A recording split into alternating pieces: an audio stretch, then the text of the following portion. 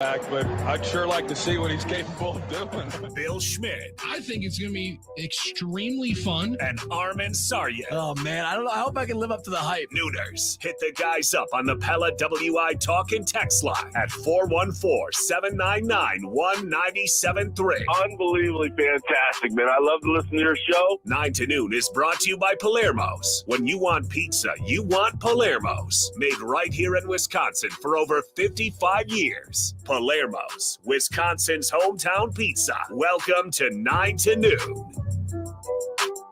And welcome in as we're wide open on a Wednesday, hanging out with you. It's 9 to noon on The Game, our game network of stations on YouTube, 97.3 The Game, on X, 9 to noon, and The Game MKE. What is happening? Thanks for hanging out with us. I'm Billy Schmidt. Armin Sarian's right there. And John Kuhn. We are all clocked in, ready to go. And we aren't going anywhere. Not going anywhere. Like Ben Johnson and Bobby Slowick, not going anywhere. Now, more like Ben Johnson style, because I don't know if any of us got raises to stay here. But, John. Oh, damn, we missed the boat. We missed out, man. We should have used some of this leverage like Mike McDonald has right now. Would ask. Was that the bosses asking us for the raise, or us asking for raises? Or? Oh, might work for both. That might work for both. Could work for both. Could work for both. Might, yeah. It happens right as we are going off the air yesterday, John, that Ben Johnson, offensive coordinator for the Lions, highly coveted, highly sought after, highly discussed, more apparently than anything, head coaching candidate, and seemingly shoo-in to take over the Washington Commanders. Apparently not. He says thanks, but no thanks, while they're on a bird flying to the Motor City to interview him and Aaron Glenn, the DC, for the job.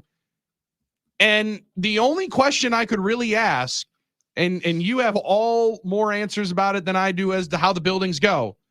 But Ben, let's sit down and have a conversation here quick. Do you want to be a head coach? Because turning down twice billionaires for a head coaching job, John, I don't think helps you end up getting more and more calls for a head coach. I think he has maybe done a little bit more bad to his rep around the league. Even at 37, I imagine you're going to have a lot more years, and that's what he's counting on. But seems like maybe he overplayed his hand or just doesn't want to be a head coach. I can't fully understand it there for the OC in Detroit. Yeah, there are things that people do in life that are cool, but dumb. It's cool to do it, but it's dumb. Like skydiving, pretty dumb. Yeah, I'm right there with you as a 300-plus pounder. That's when you parachute.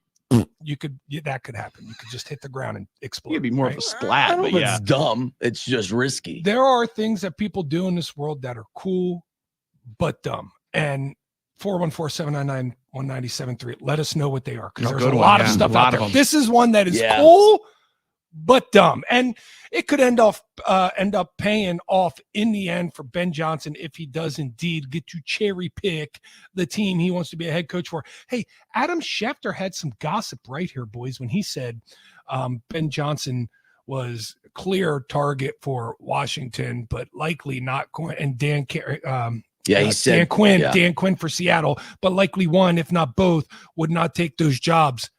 And he was on to something, because it came out also yesterday that Ben Johnson only wanted to go to a competitor, only wants to win a Super Bowl. Doesn't see, obviously, the Washington Commanders at this time with new ownership trying to build something back better, right?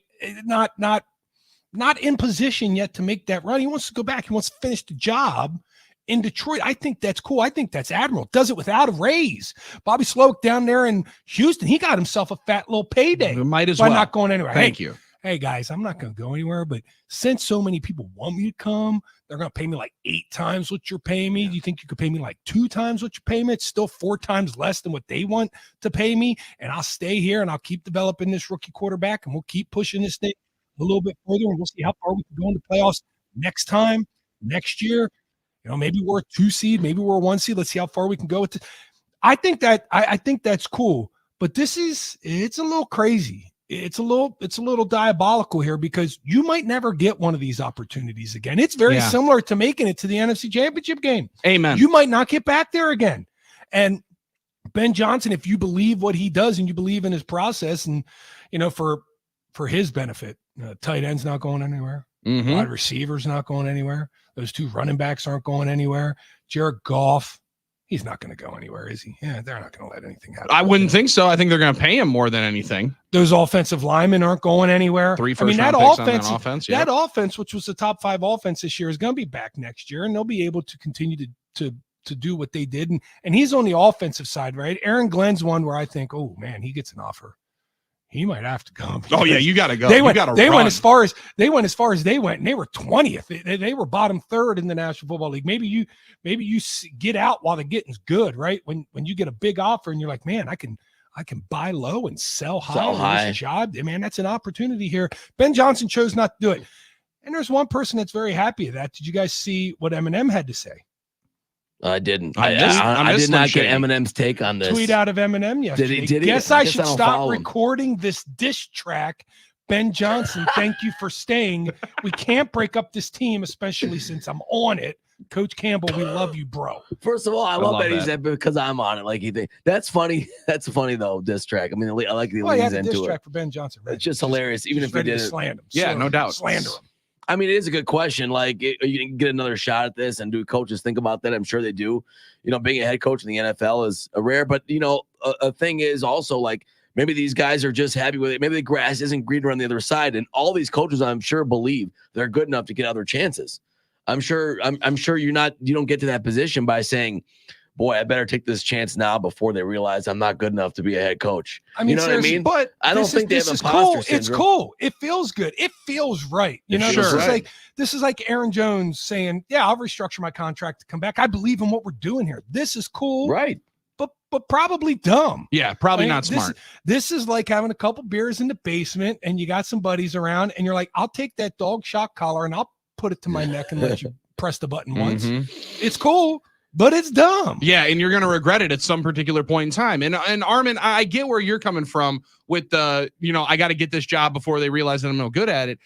More than anything, I think that it comes down to how many more times can you say no? Like teams do not like, and I think we've seen this in the hiring process a few different times. You can be the hot candidate for 1 to 2 cycles, and then at some point everybody else starts asking, well, why hasn't this worked? Why haven't you gone there? Right. And the contender part, I get to an extent. You would assume the ego of somebody at that level would say, if anybody can flip this organization around, it's me. Absolutely. And if there would ever be a time to go take over the Washington Commanders, it would be now.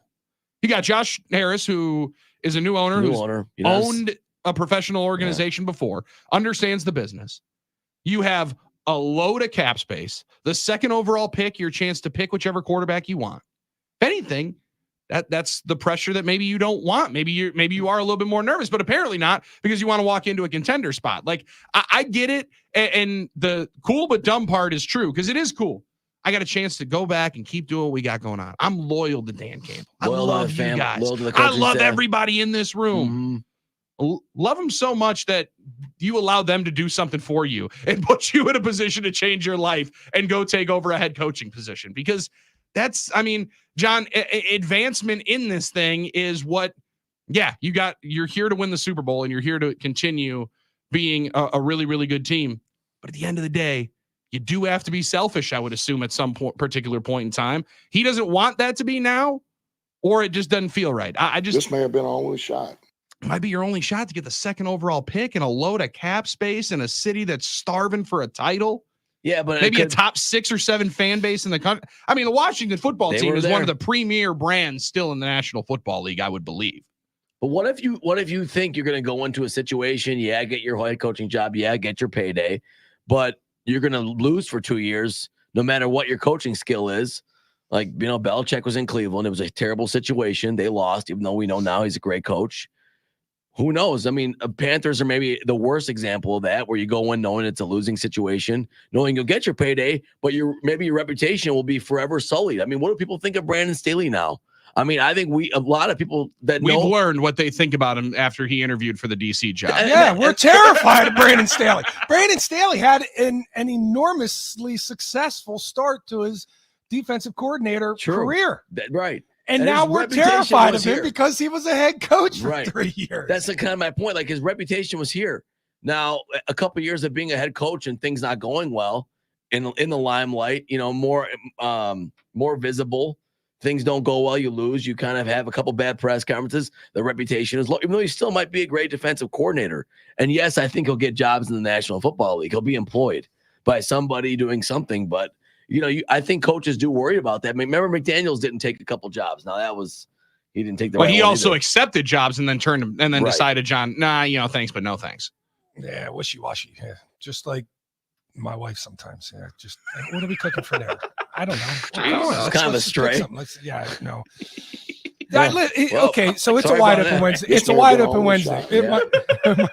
Yeah, I probably shouldn't have done that, but hey, since we're She's there, not listening anyway, don't worry. Hopefully she's not listening. the news came out that Kyle Juszczyk's wife, is it Kylie Juszczyk? That his Chris. I think Chris. it's Chris Juszczyk. Chris, short for Christina or Christine. Okay, That so- sounds more Yeah, right. Yes. Chris. So, it's a wide open Wednesday, so I'm just going to steer us in a different direction. Let me hear it. So it came out yesterday Kristen, that yep. she joined in a licensing agreement with the NFL to be able to make her jackets that she made for Taylor Swift and Doing other, a favor to the 49ers. They're called Prime Jackets, I believe. they're called now. prime jackets. Yeah. And she's been cutting up jerseys and stuff like that, but technically you're not allowed to sell any NFL shield or team logos and stuff on that. And she's been doing it kind of on the sly and nobody's noticed. Well, guess what? When Taylor Swift wears it, somebody's going to notice. And then when your husband goes out and tweets 7 billion times, that's my wife doing that right Yeah. there. Keep it up. Keep That's it blood up. is, hey, more money, more problems. You got that big business Yeah. now. You got to join in. But this is the deal. I'm looking at this. I'm like, damn, all she did, she was chilling at home. She just decided, I'm going to break out that sewing machine. And I started thinking, what? Now, how did I miss the boat with Lindsay? How did Lindsay not jump on this one earlier? And this is now a deal, and this is going to turn into a big time payday for Sure. them because once Taylor Swift wears it, everybody's wearing it. Everybody's going to want Simone it. No Biles, doubt about Simone Biles got one. I think you have to. Okay, so when you look at her Instagram or her TikTok, whatever reel she posted, how she made those things, it's a lot of work. It's a lot of time. It's a lot of craftsmanship. So I think it's like, it's not easy money, but don't you wish you came up with an idea? Like when you see people come up with an idea, you say to yourself, man, I should have thought of that idea. it. Oh, I've first. thought about that a lot of different But you times. got to be creative. People have been cutting up Yeah. jerseys and putting them together for years, but nobody made Not one like for Taylor this. Swift. And no one yet, did it right? like that. That one was super bomb. I mean, that thing looked like a bomber jacket mixed with a rave concert. I don't know how she did it, Yeah. but it was amazing. But isn't it all about who you know and not necessarily what you know? Like, I mean, I would think it's safe to assume somebody has thought to do this before. Somebody maybe has got one, Guys, or one of I'm one. gonna throw it out she there. did it. She didn't Laura just have the Hawk idea. in 2005 wore a half Notre Dame jersey, half Ohio State remember it, jersey yeah. to the Orange Bowl. She literally did the exact same thing. But she didn't try and make them and sell them for other people that were split Maybe between. She should have. Maybe Yeah, she maybe should. she should have. And that's the Maybe difference. Hawk wouldn't have to be on the McAfee show. every day. Maybe well- he could be sitting at home making the jerseys. He'd be smoking better Smoking- cigars smoking potentially cigarettes. if she would have been selling those for 15 years. Well, I think that's the thing. You have the idea, and then you have the work and sweat equity to put it in practice. To use the Brian Butch term, maybe that's the difference. She knew she had the idea, but she also had the ability, skill, and the effort to do it. So what you're saying is like my idea that you have an app where you can bet per pitch on MLB games. It's great. It's a It great. was a idea. great idea. No idea how to make an app or anything. Jake Paul comes up with the idea, has $1 billion, throws it right out there, and you got BETR. Boom. Yeah. Well, you guys saw Social Network. I mean, the Winklevoss twins had the idea, but they didn't Just know. ask them. They didn't know how to do it. Right? They needed Zuckerberg to actually make the app. Well, we If might you need believe it. Zuckerberg to do a lot of things in this world, looking at how yoked up that guy was, at least. Yeah. What's up seemingly with outside. that? Did you see that? That Listen. was crazy. Oh man. World turns in mysterious ways. That's Well, for they sure. got stuff for Josh to lose weight, and they got stuff for Zuckerberg to gain Oh, weight. there's It's always hard to stuff figure out out. There's stuff out What there. is Josh doing the to lose enhanced weight? games. The exact opposite is what we're giving Zuckerberg. Right? Whatever Josh gets, Zuckerberg gets the stuff that tastes good and puts weight on you. Okay. there we Speaking go. of that, Easy speaking of things that are cool but not smart, what about Bakhtiari's 3-day fast? Speaking of things that are cool but stupid, or what was our thing? I don't know that Things- I'd put that on cool or dumb. Cool Yeah. or dumb? Just- Three just day, dumb. just I'm dumb. just gonna 3-day call that water. Bakhtiari had a 3-day fast. I saw it on Twitter. Water only for 3 days, and he said it was a great journey to go through. And he recommends anyone that wants to go on that. Just broke my first 3-day water only fast. Definitely challenging, though it was an overall pleasant journey. How can that be? And recommended for anyone willing to accept the challenge. I feel way better mentally, physically, emotionally. Definitely have a higher sense of gratitude. Yeah, more than anything, the better one is the Mm. first comment that comes in. Darkness retreat next, bud? Nah, I'm good on that ish. I'm good on that. I'll be okay. I got a young baby. I'll just drink water for 3 days and be cool. That's about, I don't know, like it's all that cool. Did say his knee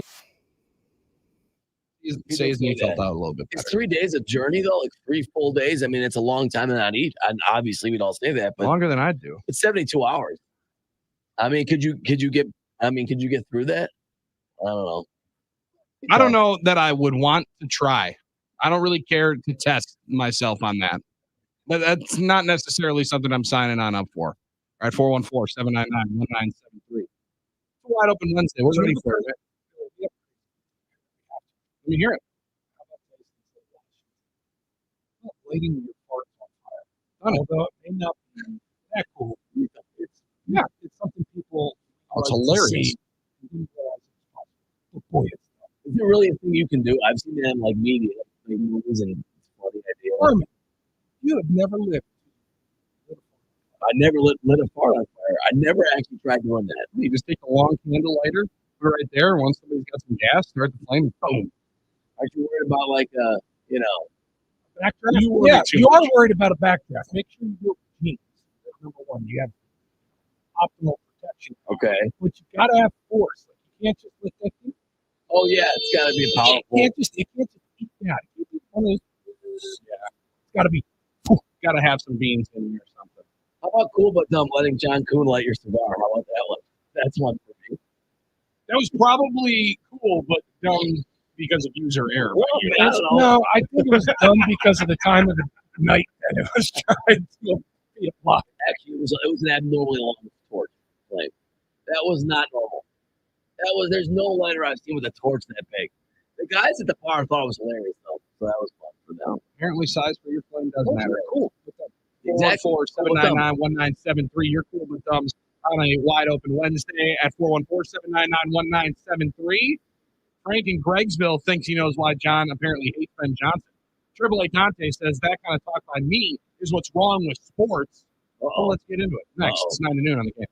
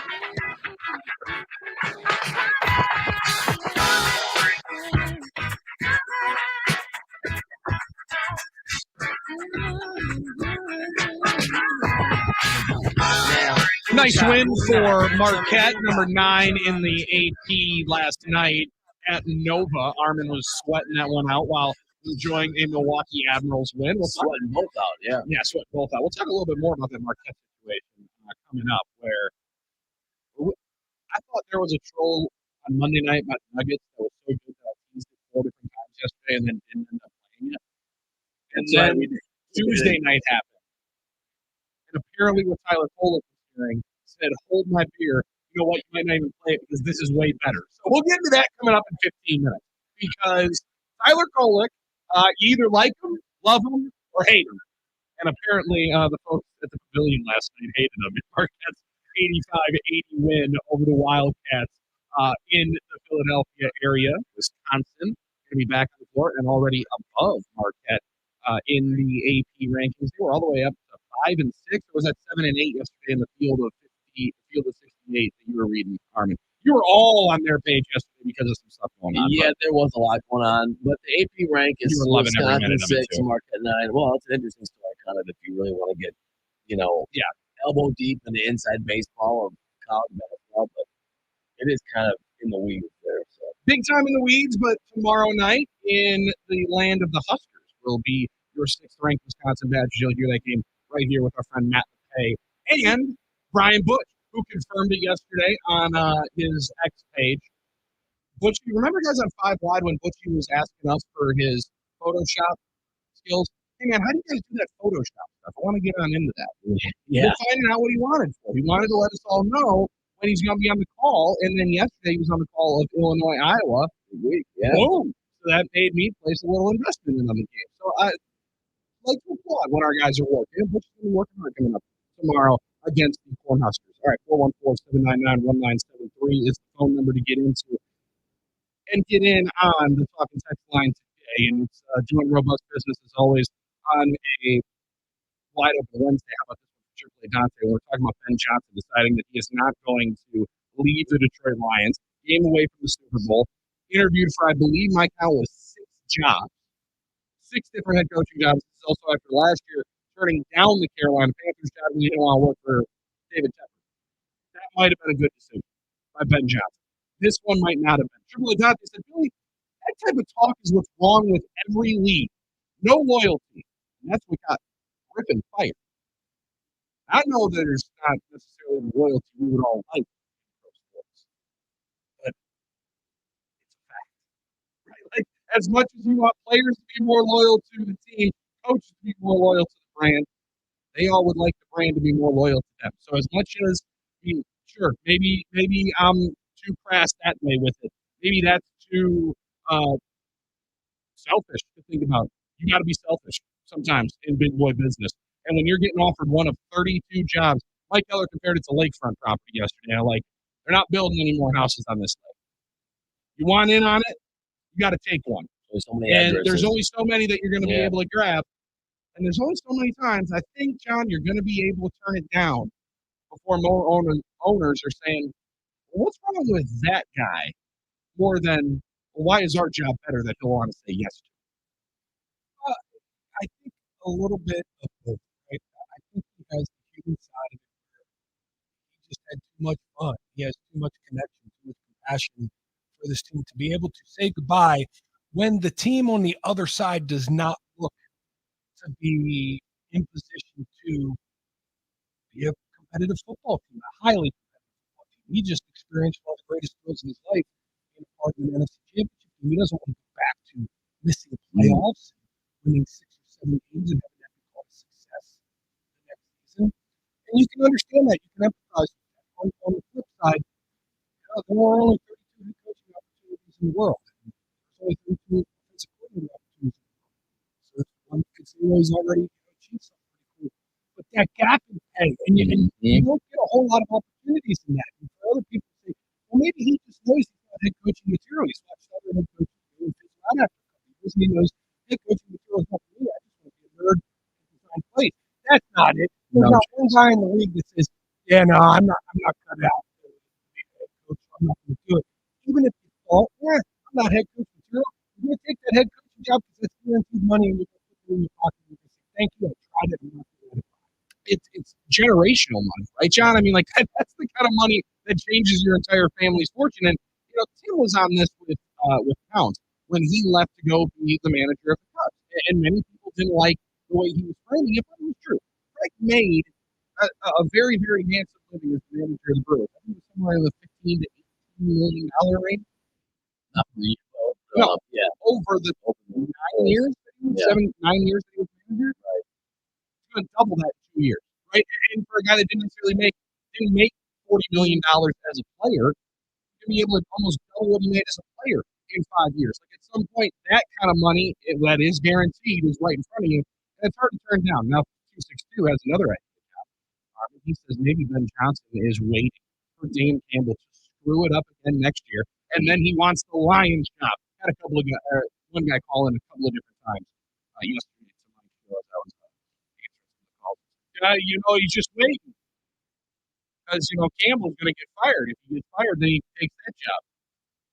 Dane Campbell ain't getting fired. Well, if he does, isn't the whole staff going to let go there? Wouldn't that be the way it works? That would be too smart. I mean, I don't know. I guess he could be waiting. I guess for a better situation. That's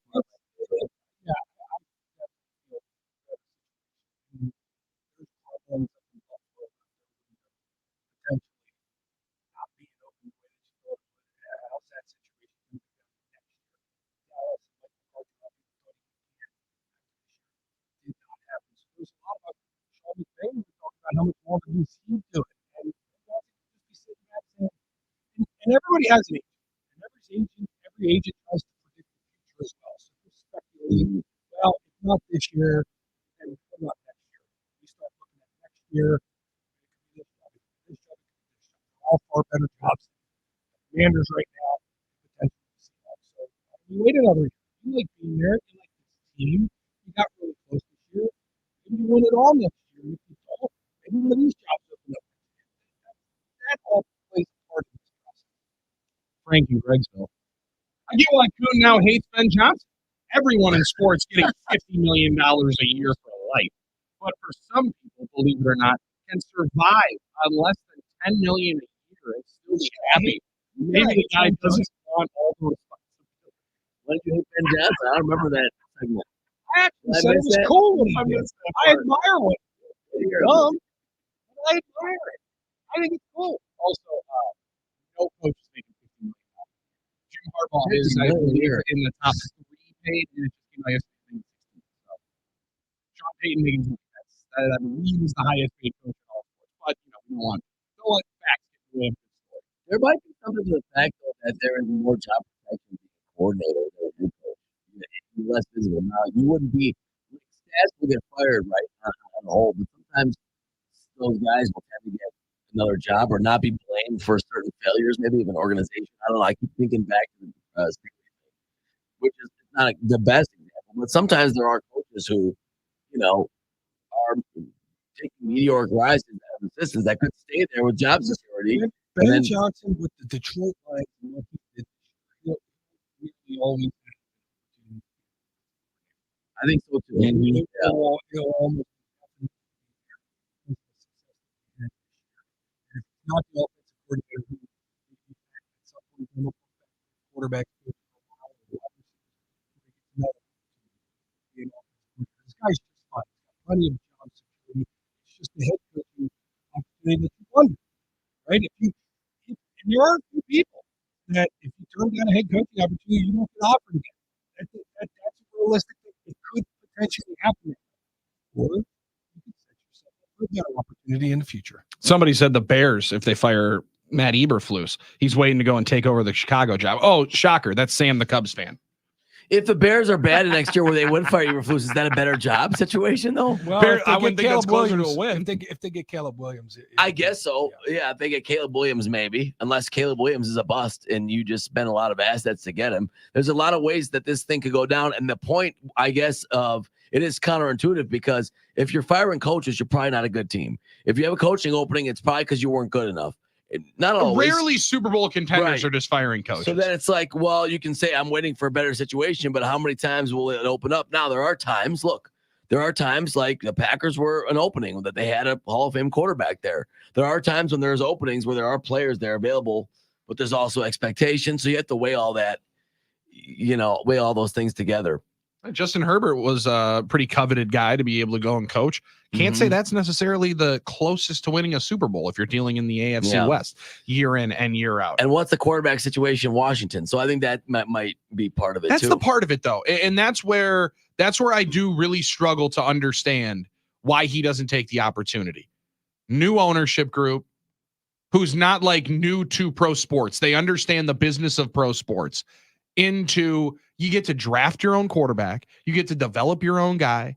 You get to do it with a ton of cap space. You got a good wide receiver there in Terry McLaurin that you can throw with your young quarterback too. Like, it just seems to me like a pretty solid gig, but apparently not the one that he wanted. Matt Milwaukee said, I think next year Campbell and Johnson cost the Lions in 2024. Packers take advantage of all their mistakes, win the division. There we go, man. That's I like what we're that. talking about. That's that easy. Let's get it going.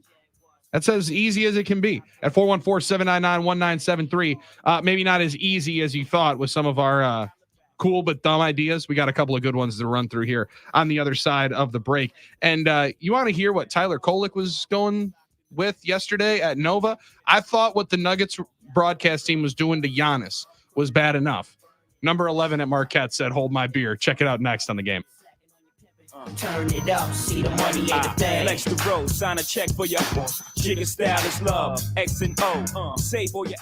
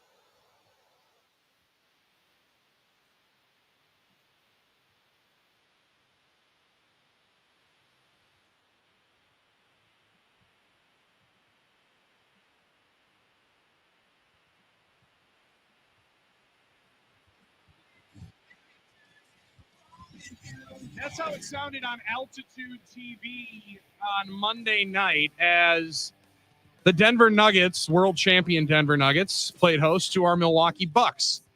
Their superstar, looked all right. Nikola Jokic is pretty good.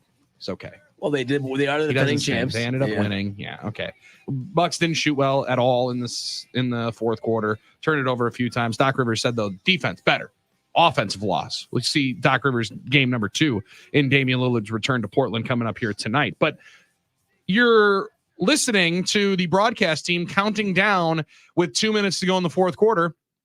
Giannis at the line. Not only counting, but as they show on the broadcast and show on camera, keeping a stopwatch on the play-by-play guy's phone to make sure that they can verify how long it's taking Giannis to shoot his free throw. Right. Okay. Congratulations, guys. That's awesome. You're hilarious. You're awesome. Decent troll. I thought we were over this. I kind of thought we were done with this, with the counting when Giannis shoots free throws. Then I'm at the Bucks game on Saturday. There's 3 Pelicans fans in the entire stadium. And they're counting 1, 2, 3, 4. I'm like, okay, this can be a long game. It's an easy troll. It's one of those. It's caught up in popularity. It's a little Mickey Mouse. Because everyone else has done it. Now you're like, okay, you think you're funny. Like, you're not the first guy to think of trying to count. Yeah. And is it really bothering you that much? If it wasn't Giannis, if it was, I don't know, if it was somebody Jason else. Tatum, would you not do it when he came to Milwaukee? Oh, sure. You got to do it. You absolutely would. We would embrace that wholeheartedly. We'd love that. As a fan, you got to jump in and try and troll the other team. I get it. I'm in favor of it. That's what sports is about. Competition is about. On the flip side, John, I'm going to defend my guy. Now, I do see a lot of Bucks fans. Defend the hell out of him. I do see a lot of Bucks fans on Twitter, especially, or X, whatever. And there's chatter saying, like, Giannis has to end this farce of his free throw routine. Like, it doesn't help him shoot better. It doesn't help him do things better. And it's embarrassing. It's a bad. I'm like, you got to defend your guy here. You got to defend your guy. Whether or not you like that he takes long on free throws, whether or not you think it should be called more, and maybe you do believe that, he's getting more rest from it. He's talked in the past about how it helps him rest during the game. He's using that time to rest. He's trying to make his free throws more consistently, whatever routine might work. Now, people have said, well, if he quickens it up, he'll shoot better free throws, more consistent. You can't prove that. You can't prove that. You don't know that. Now, I understand some people don't like it, but is it the end of the world? Is it the most disrespectful thing in the history of basketball? No. So whatever. Is it a troll by the other fans? Yeah. Is it getting to be a little bit more like lame because it's not that funny anymore? Yeah, I think it is. I'm like, I think we get the joke now. To be honest, I don't think it's going to be as funny if you don't do it like the Suns guy did with the $100 bills, right? Like, it's been taken to a level higher that you just counting it out is not, it's not as good. Like, you got to then raise the level if you think that this is going to be innovative. And it is a little next level because it was on the broadcast, John. I've never heard the broadcast counting it. Yeah, they talk about it, but they don't actually count it. They would. I remember when we were in the finals, they'd have the little clock on the side. That's right. And you could watch the clock on the side, but they weren't actually counting it. And do you guys remember when that Beatles song was getting played on 5 Wide for a minute? Of course. Do you remember that? Yes. Do you remember find that, John? Do you remember when some people were like, all right, are we done with the Beatles song now? It's not funny anymore. You know what I was told? I was told it was funny when it started, and now it's not funny. But it'll be funny again at one point in time. That's what everybody's doing out there with Giannis. Oh, that's fair. At some point in time, it's going to come back around. Again. Armin's just in the camp of no, it's never going to be funny again. It's just not going to be funny again. Well, you know what? I am caping up for my guy. I'll admit that. I'm not self-aware, not enough to understand that's what I'm doing. I am defending Giannis. But do you think broadcast teams should be doing it? It's one thing for fans to be doing it.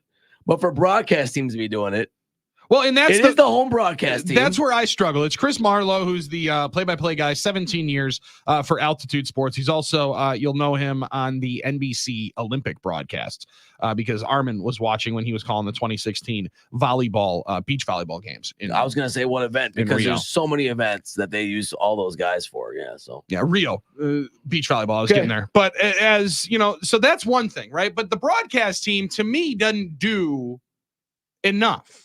Right? Like, if they're leading the entire arena in counting it down. I see, yeah. Now we're doing something. You sitting on the sideline 40 feet away from Giannis while he's shooting free throws. All right, cool. Let's make jokes behind my man's back. Let's do it in front of him. Let's do it to his face.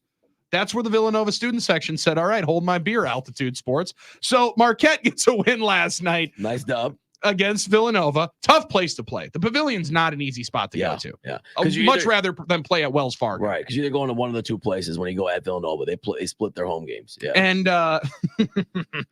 Tyler Kolek, big fan of going to Villanova. Ben Steele writes for the Journal Sentinel and follows Marquette everywhere. Some words warning any fan base feeling an urge to hurl an expletive at Tyler Kolek. Don't poke the bear. Villanova supporters learned the hard way Tuesday night at the Pavilion, writes our man Ben Steele. Tyler Kolek liking being the villain. This is what he was hearing on the way on out as he sips one of those MU locker room milkshakes. They like their signature victory milkshake. Yep. After wins, milkshakes. Yep. As he's walking off the floor, John, the quotes from the student section. Where were you on January 6th? Whoa.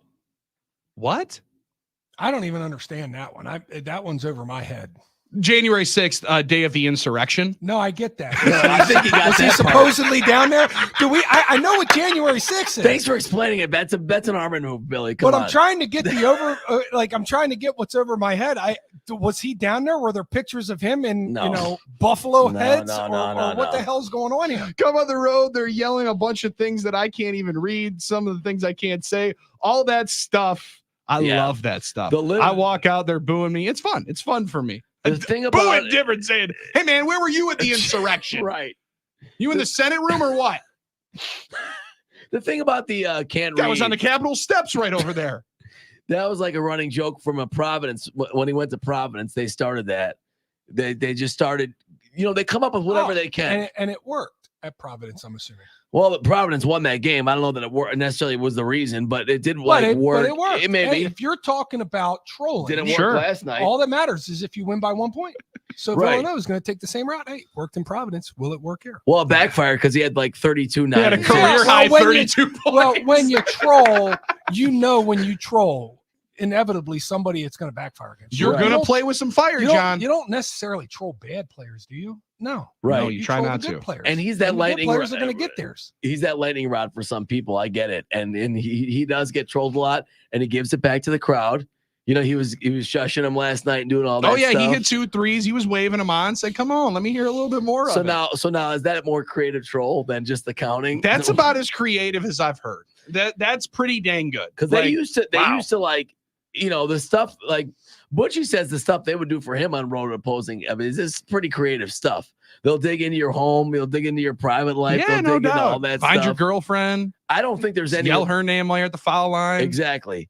Like, I don't think there's any like actual reference to it, John, other than they're just trying to think of funny things to say. The literacy thing, I think he posted his class schedule once to Providence fans who were trying to troll him, and that was part of the joke. I don't know, but I just didn't know that's where the youngins were going with the digs. What's up? You an insurrection guy? Right. Jeez. Wow. Okay, I guess. Yeah, maybe that's the dig that we're going with. Just took it to 0 to 30. Yeah. Not, hey man, you got a stupid looking haircut. You look like you were at the insurrection. Oh, okay, sweet. I guess you win. That's I the guess new that's Yo Mama joke. Yes. Yeah. Yo Mama. Yeah. When we were you were at the insurrection. Oh, okay. Mic drop, I guess. I think when I was in the student section, we were putting the newspapers up, while the other team was being introduced, stuff like that. Or you would yell who when the starting lineup was introduced. Like normal stuff. Normal stuff. Yeah. I don't think we were going Turn your back when they're introducing the other team. Chant "you suck" when you're sitting at the foul line. Yeah, not like all that stuff's kind of normal. Federal crimes or whatever like that. Oh man, that is awesome. I like Sushi in the Falls who goes, I was just waiting for these guys on the Nuggets broadcast. I was just waiting for Armin to yell out, "Stop counting, you dorks!" The dorks, absolutely. That would have been a good callback. That was kind of a dork move. And I'm glad that Villanova fans, they got what they, hey, listen, they asked for it and they got it. Yeah. They asked for it and they got it. And Tyler gave it to them last night. And that was probably the best part about it. And I was kind of saying, Tyler, what are we doing here? Well, he was at the game on Sunday or on Saturday, 4 points. He's been up and down, but he had 11 assists. Biggest player of the year. Well, he had 11 assists that game. He didn't take many shots. 4 points. He's been up and down, but people say he's got to look to score more. Cam Jones was out. He looked to score last night. Yeah, he did. That Let's was a go. clinic. He took that game over from the jump, and even one though more- they let him sneak back in there in the second half. And one more thing for my friends out there. My friends out there in the media in this town. Doesn't sound like they're friends anymore. No, they're friends. There's no such thing as a bad road win in the league. There's no such thing as a bad road win. Just say All Dan right? Needles. I love Dan Needles, but Dan's like that should have been easier. They were up by 20. Yeah, they were up by 20. Guess what? They weren't after a while. Then they had to come back and figure out a way to win. There's no such They were thing dealing with insurrection digs all as night. Cam Jones was out. There's no such thing as a bad road win in this league, especially when you're a 2.5 underdog. All right. 608. Out Guys, there downplaying it. Come on. lighten up. Not an issue with the broadcast team and Giannis. Bottom line, 10 seconds is the rule. He's got to speed it up. Not a whole lot of backing for Giannis on this one. No, and if maybe you a little bit more actually- surprising than I thought. I've noticed that on X as well. A lot of Bucks Because you know fans. how you get them to stop counting. You get them to count to 5. They'll stop counting Yeah. if you shoot it at 5. Yeah, They're just true. going to stop counting. I don't think that's gonna happen though. Giannis, I think, is now dialed out. He's like, I think I'm gonna keep pushing it. Even Bucks fans seem to want him to stop doing that. I'm not one of them. I feel like he's got to do what he feels is right for You're his saying, team. do you, boo boo? Do you? I believe in your process. We're gonna hang out with Matt Schneidman. Our guy has taken a long hiatus from 9 to noon. 2 whole days. Wednesdays rolling forward throughout the offseason. He'll be hanging out with us, talk some coordinator conversation, some different guys that could potentially be on the list. And if you listen to Ian Rappaport of NFL Network, does not sound like a rather high-profile man up for the job, is much of a candidate in Green Bay. We'll play that to you and then talk to Matt. Coming up next. It's 9 to noon on the game. Now I'm back to getting lit. Goose and orange juice, man, this some good-ish. Homeboy tripping cause I'm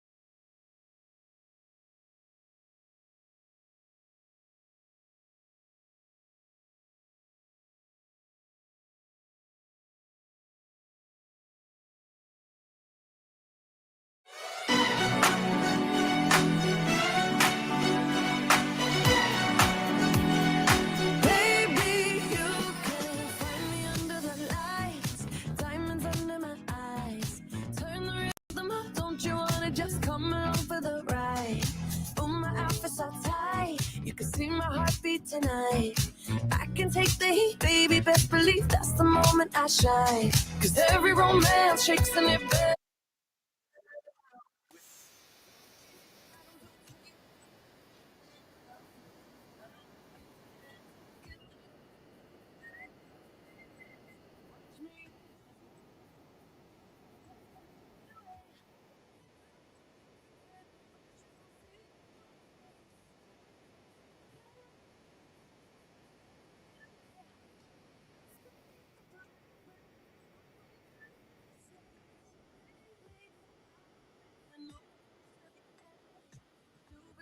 Ian Rappaport down in Mobile, Alabama at the Senior Bowl saying it feels more like it is which job does he want to take, in referencing Brandon Staley, as he is interviewed all over the place. He is interviewing for his old job here today with the Los Angeles Rams as their defensive coordinator. It's 9 to noon, hour 2 here on a Wednesday, a wide open Wednesday. Wednesdays now in the offseason are Match Nyman days, and we're fired on up to be joined by Match Nyman, rocking a sweet Dickies hat. Bro, you becoming a working man living in Wisconsin here? I know. 5 That's what o'clock I'm talking shadow? about. A little 5 o'clock shadow. I like off-season Schneids. 5 o'clock shadow. Yeah, a little pro out It's there. like a 5-day. This is a full beard. John knows about a full beard, but No, it's Not not the beards quite I've full seen. beard. Like you are, that's pubescent beard. That's like just start. Wow. please. It's just Come on. start. It doesn't look It that doesn't have bad. any. It doesn't have any. We're not going to argue about your beard on here, but man, you look sweet, dude. You look like you're going out there No. holding up some road signs, letting people pass through Yes. when it's safe to go. Yes. Yeah, I will. Maybe you help some people out of a ditch with their car, in a ditch. Maybe if Jordan Love would have been able to do that before the Niners game, we're in a different situation. Matt is always brought to us by Happy Place Hemp, happyplacehemp.com. Best place to go and get your hemp products, whether you're talking about Delta 8, Delta 9 gummies, or just the regular CBD gummies that can replace some of the Advil, take away the normal aches and pains in your daily life. Those are all the products. Shouldn't say all the products. They got a lot more. Pet products as well. Tinctures, muscle creams as well. HappyPlaceHemp.com. 25% off using promo code RELAX, RELAX. Relax at HappyPlaceHemp.com. Matt, that piece there from Ian Rappaport today on the NFL Network, at least maybe I'm just reading into it a little too much. I tend to do that. But when he says and kind of just throws in, yeah, there's a Green Bay Packers interview in there as well. Am I reading too much into this, that maybe the Packers are lower on Brandon Staley's totem pole, or maybe he's lower on their totem pole than we had initially assumed since he was the first candidate? Do you think that name's heated up or maybe cooled down a little bit? Oh, I have no idea. I don't know. I don't know if he was the first candidate. He was just the first reported candidate. There could have been others. I didn't see what Ian put out there today, but yeah, it's the Packers are seemingly trying to keep their candidates under wraps. And there have been 6 reported guys, one who already got a DC job with the Bills. So 5 reported candidates still in the running. There's more than that, but they just haven't come out. Really? So we have no idea. Huh? So we have secret candidates out there that we don't know anything about. What do you think? They're just interviewing 5 guys for their defensive coordinator position? Well, yes, call me naive. Sean. Call me naive, but that's the impression I was under. I was under the impression that if a guy flies in here, there's too many beat writers, sniffing around. There's too many agents wanting to get it out that my guy's getting interviewed. There's just too much. This is too big of a deal to not know who's all getting asked. Well, yeah, I don't know who's high on the priority list, who's not.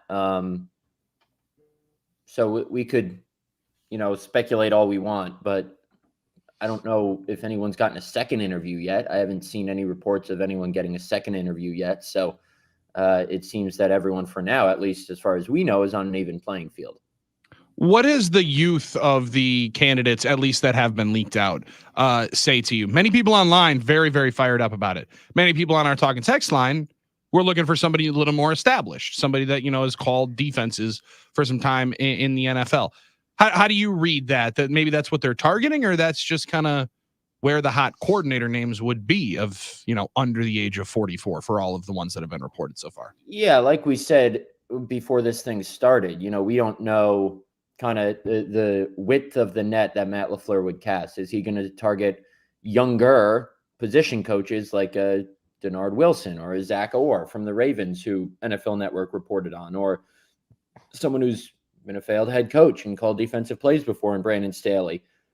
Who knows? There could be another name in there about, a guy who's been a head coach before. We just don't know. But I don't necessarily think Matt LaFleur's like, oh, I want a guy who has never called plays before, or I want a guy who's, been a head coach before, or I want a guy who's been a defensive coordinator before.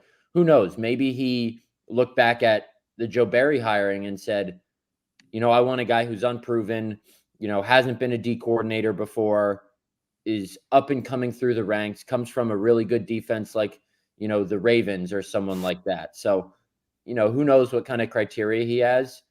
From what we know in terms of candidates, interviews, it seems that he's, for the most part, targeting guys who have never been a coordinator before, who are on the younger side, with the exception of Brandon Staley, of course. Pros and cons of that, Matt. Oh, I don't know. I think the cons are that they've never called a defense before. So their first time doing it in a real game that matters would be week 1 of the 2024 regular season. I think con, or that would be a con. The pros would probably be, I don't even think like having something to prove is an intangible worth throwing out there as a pro. I just think, if you hire someone who has been a defensive coordinator before or has been a head coach before, there's a reason they're not that anymore. So the pro to hiring a younger guy would be, they haven't necessarily failed at a fired yet. job. Yeah, like that's a good one. I never thought of it that way. Hey, get a young guy who's never done it before, because guess what? He's never been fired for it before either. Yeah, that's a way to flip a coin. Yeah.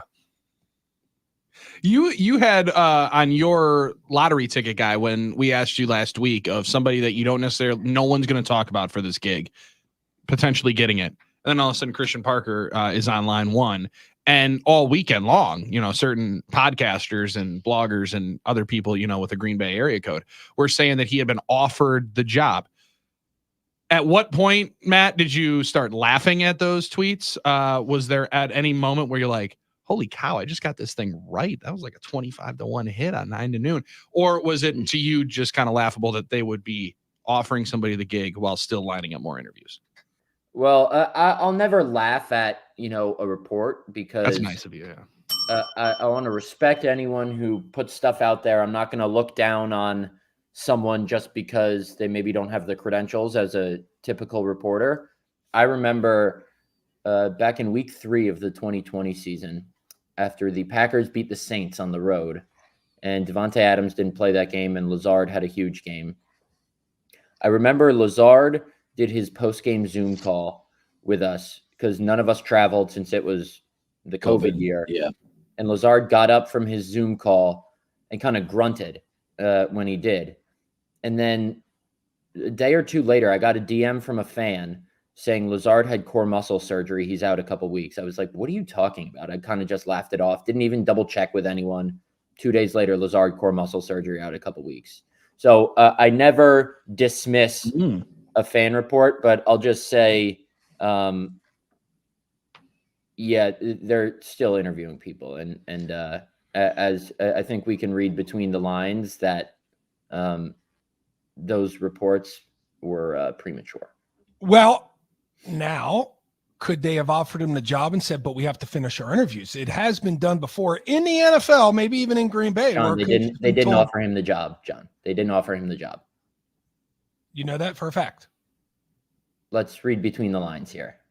Okay, good. There we go. That's actually breaking some news. That's actually, there we go. There's no news breaking whatsoever. Sometimes no news breaking is actually news breaking. No, it's me saying a report is not true is not breaking news.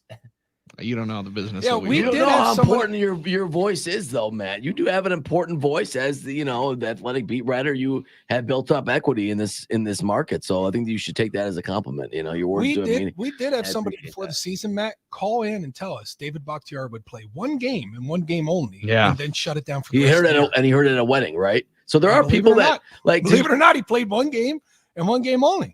To your point, Matt, there are people that know things out Yeah. there. It's just a matter of sifting through who actually does. Oh, and who I laughed doesn't. hard at that. And the thing is, like, when someone says something like that is not working in media or a journalist, they have their no reputation on the line. They can be wrong. It's no big deal for them, right? So it's not as easy to just say, well, we have to take so and so's word at face value.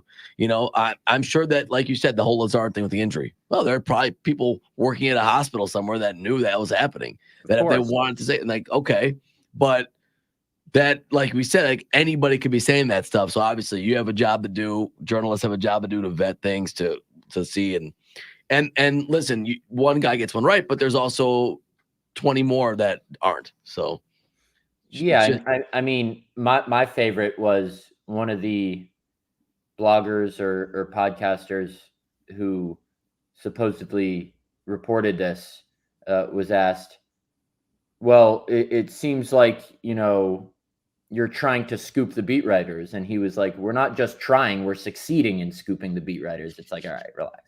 All right, bud. Relax. Man, That I'll ain't tell you happening. what, this whole thing get flipped upside down to Christian Parker's the next defensive coordinator. Oh, he Totally could. What? And he could be, but that doesn't make what was reported true.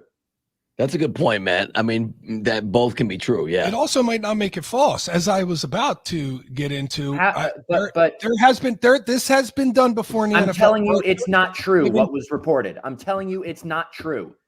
Could they go through It's eight? breaking news. No. Oh my God. No, he's refuting a report.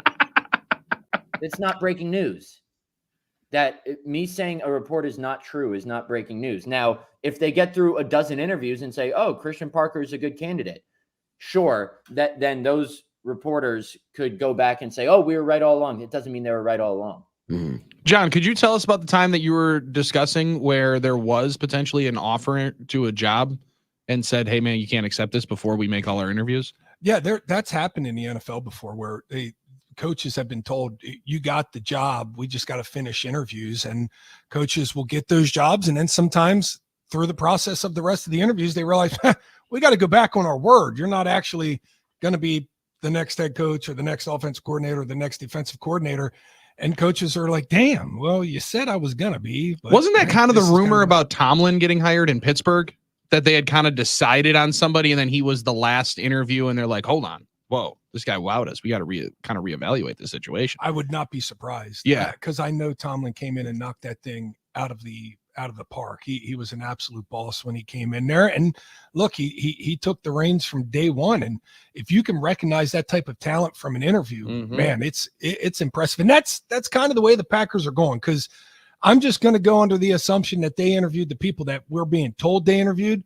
And there's only one guy with any bit of experience, Matt, and that's Brandon Staley. And that's just 1 year of experience there. So it's likely that the Green Bay Packers, because they've had such success with Matt LaFleur, and Matt LaFleur had 1 year of play calling duties under his belt, but such success on the offensive side with a guy like Matt LaFleur, who didn't have a lot of experience before being a head coach, such success there. You got to imagine if they did it once, they think they can do it again. Yeah, I wonder how much of this hire could be Matt LaFleur being like, I don't want to have our guys learn a new defensive system.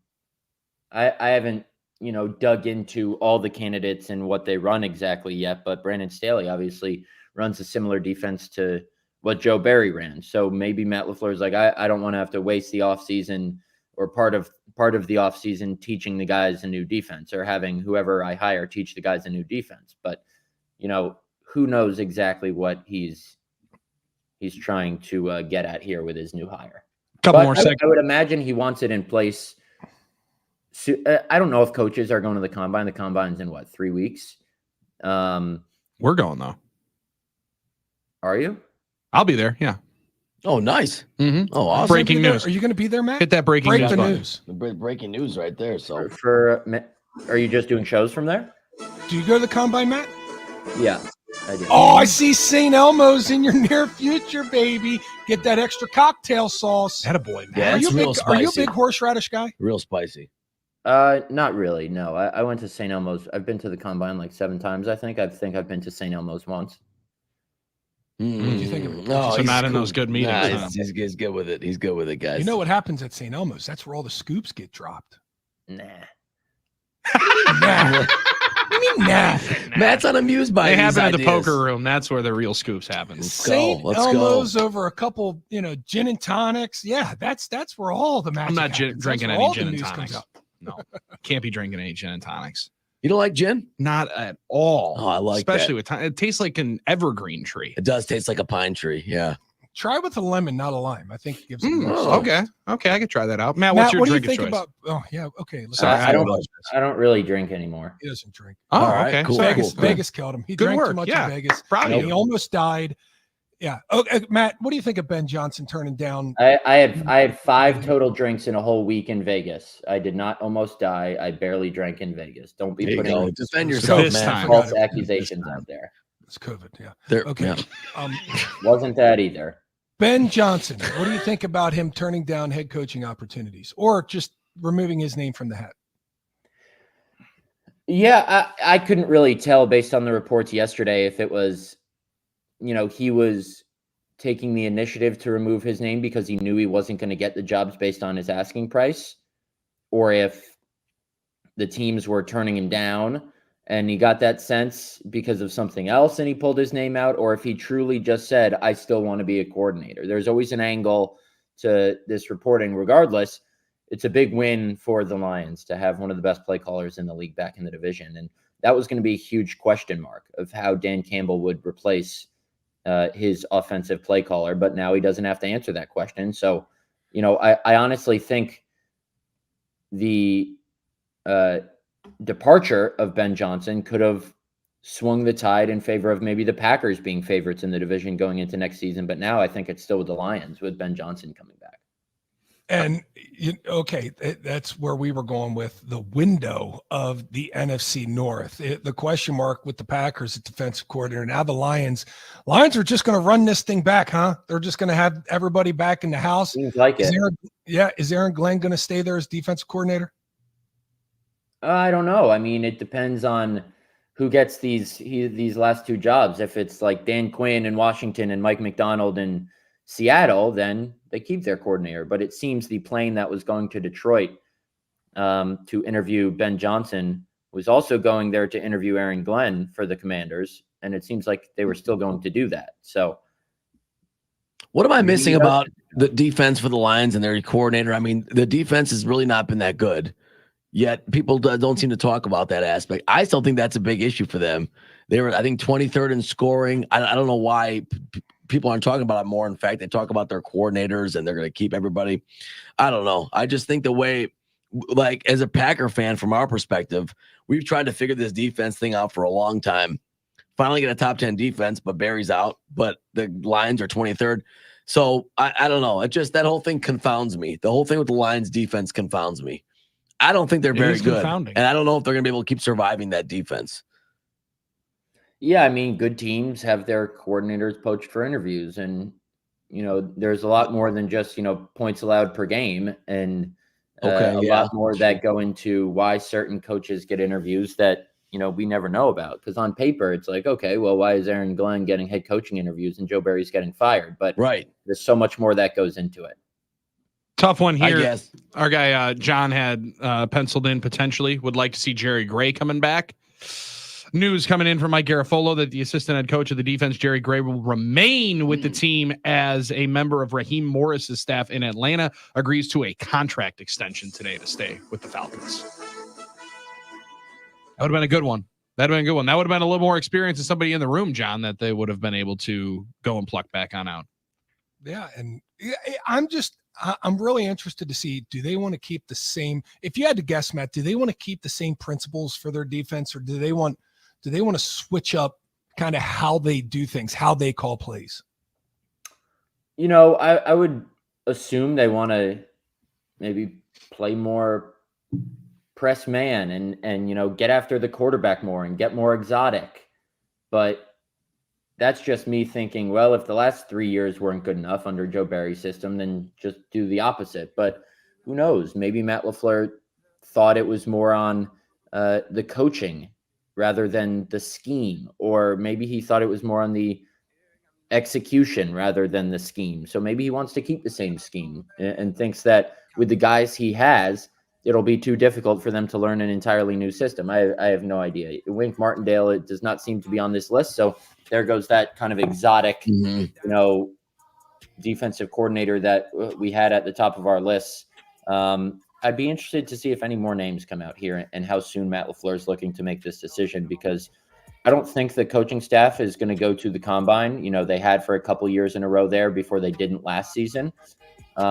But I'm imagining before this scouting process really, gets underway this offseason, it already is underway, that the Packers would like to have a new defensive coordinator, even if the front office and executives are the ones mainly doing the scouting. Matt, what's the best troll you've heard a player say that they were hearing on a game? Yesterday, our friend Ben Steele of the Journal Sentinel wrote that Tyler Kolek, guard at Marquette, was being asked by the student section of Villanova, where were you on January 6th? I think that's an epic troll. I did not know that's where we were going for jugulars with the youth here today and their trash talk. What's the best one that you've heard / hurled before you became a reporter, seasoned professional there at Syracuse? Oh, I don't know. That's a good question. I know you guys went nuts in the Carrier Dome. Come on now. Yeah, but January 6th hadn't happened yet. Well, obviously, right. Where were you? It sounds like Matt would have been firing that one. I like Where it. was I? I was in my apartment in Green Bay, Wisconsin, watching the coverage. You're going to get on some watch Dreaming lists with that beard going. All I know is I was on air, so I have an alibi. I don't know where I was. I think I was looking at So far, John has accused me of almost dying in Vegas, which is not true. Drinking all week, which is not true, because I had 5 drinks in 6 days in Vegas. Having COVID in Vegas, which is not true, and potentially being at the Capitol on January 6th. I'll see you guys next Wednesday. All right. See you next Wednesday, Peace brother. out, Good Matt. work. Hey, we didn't piss him off that much. That apparently he's coming back next Wednesday. We got to try harder next week. That was big. I really wanted to ask him Still about. coming back. I wanted to ask him how he felt about the report that Luxor is the media hotel for the Super Bowl. I'm sure. I don't think he was a big fan of that. No, I don't think he would have been a big fan of that. Also, I'm Luxor, not trying to make him mad. I really am not. So Luxor with one you big, can ask him next week. one big side of it. It's a big Dorito. Big Dorito. It's a big Dorito. It's awesome. They don't care anymore about those South Strip products. This is for a different podcast. I'm sorry though. I still like Luxor. Yeah, All right. why not? It's not bad. 414-799-1973. It is that time of year. It's Super Bowl time of year. It's also time of year that you start ordering a couple of boxes. Which flavors are you going with? Yeah, we'll fill you in next. Talking cookies. Ooh. And there's food in the building. We got to go to break. It's 9 to noon on the game.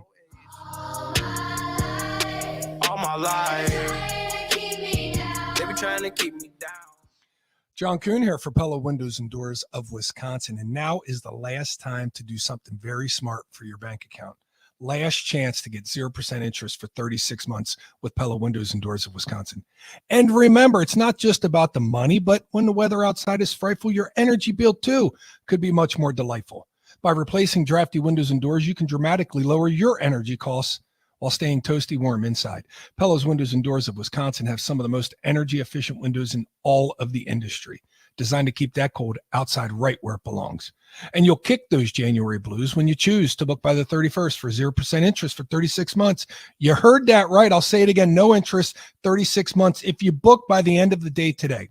Pella's got premium wood windows and patio doors that feature distinguished craftsmanship with nearly endless possibilities. With maximum design flexibility and dramatic sizes, custom colors, finishes, profiles, product types, and much more. Choose between traditional or contemporary and start enjoying your warmer home today with lower energy bills. But you have to hurry. You only have until the end of the day to get 0% interest for 3 years. So visit PellaWI.com. Tell Gina Della that John Kuhn sent you. Certain restrictions apply. See showroom for details.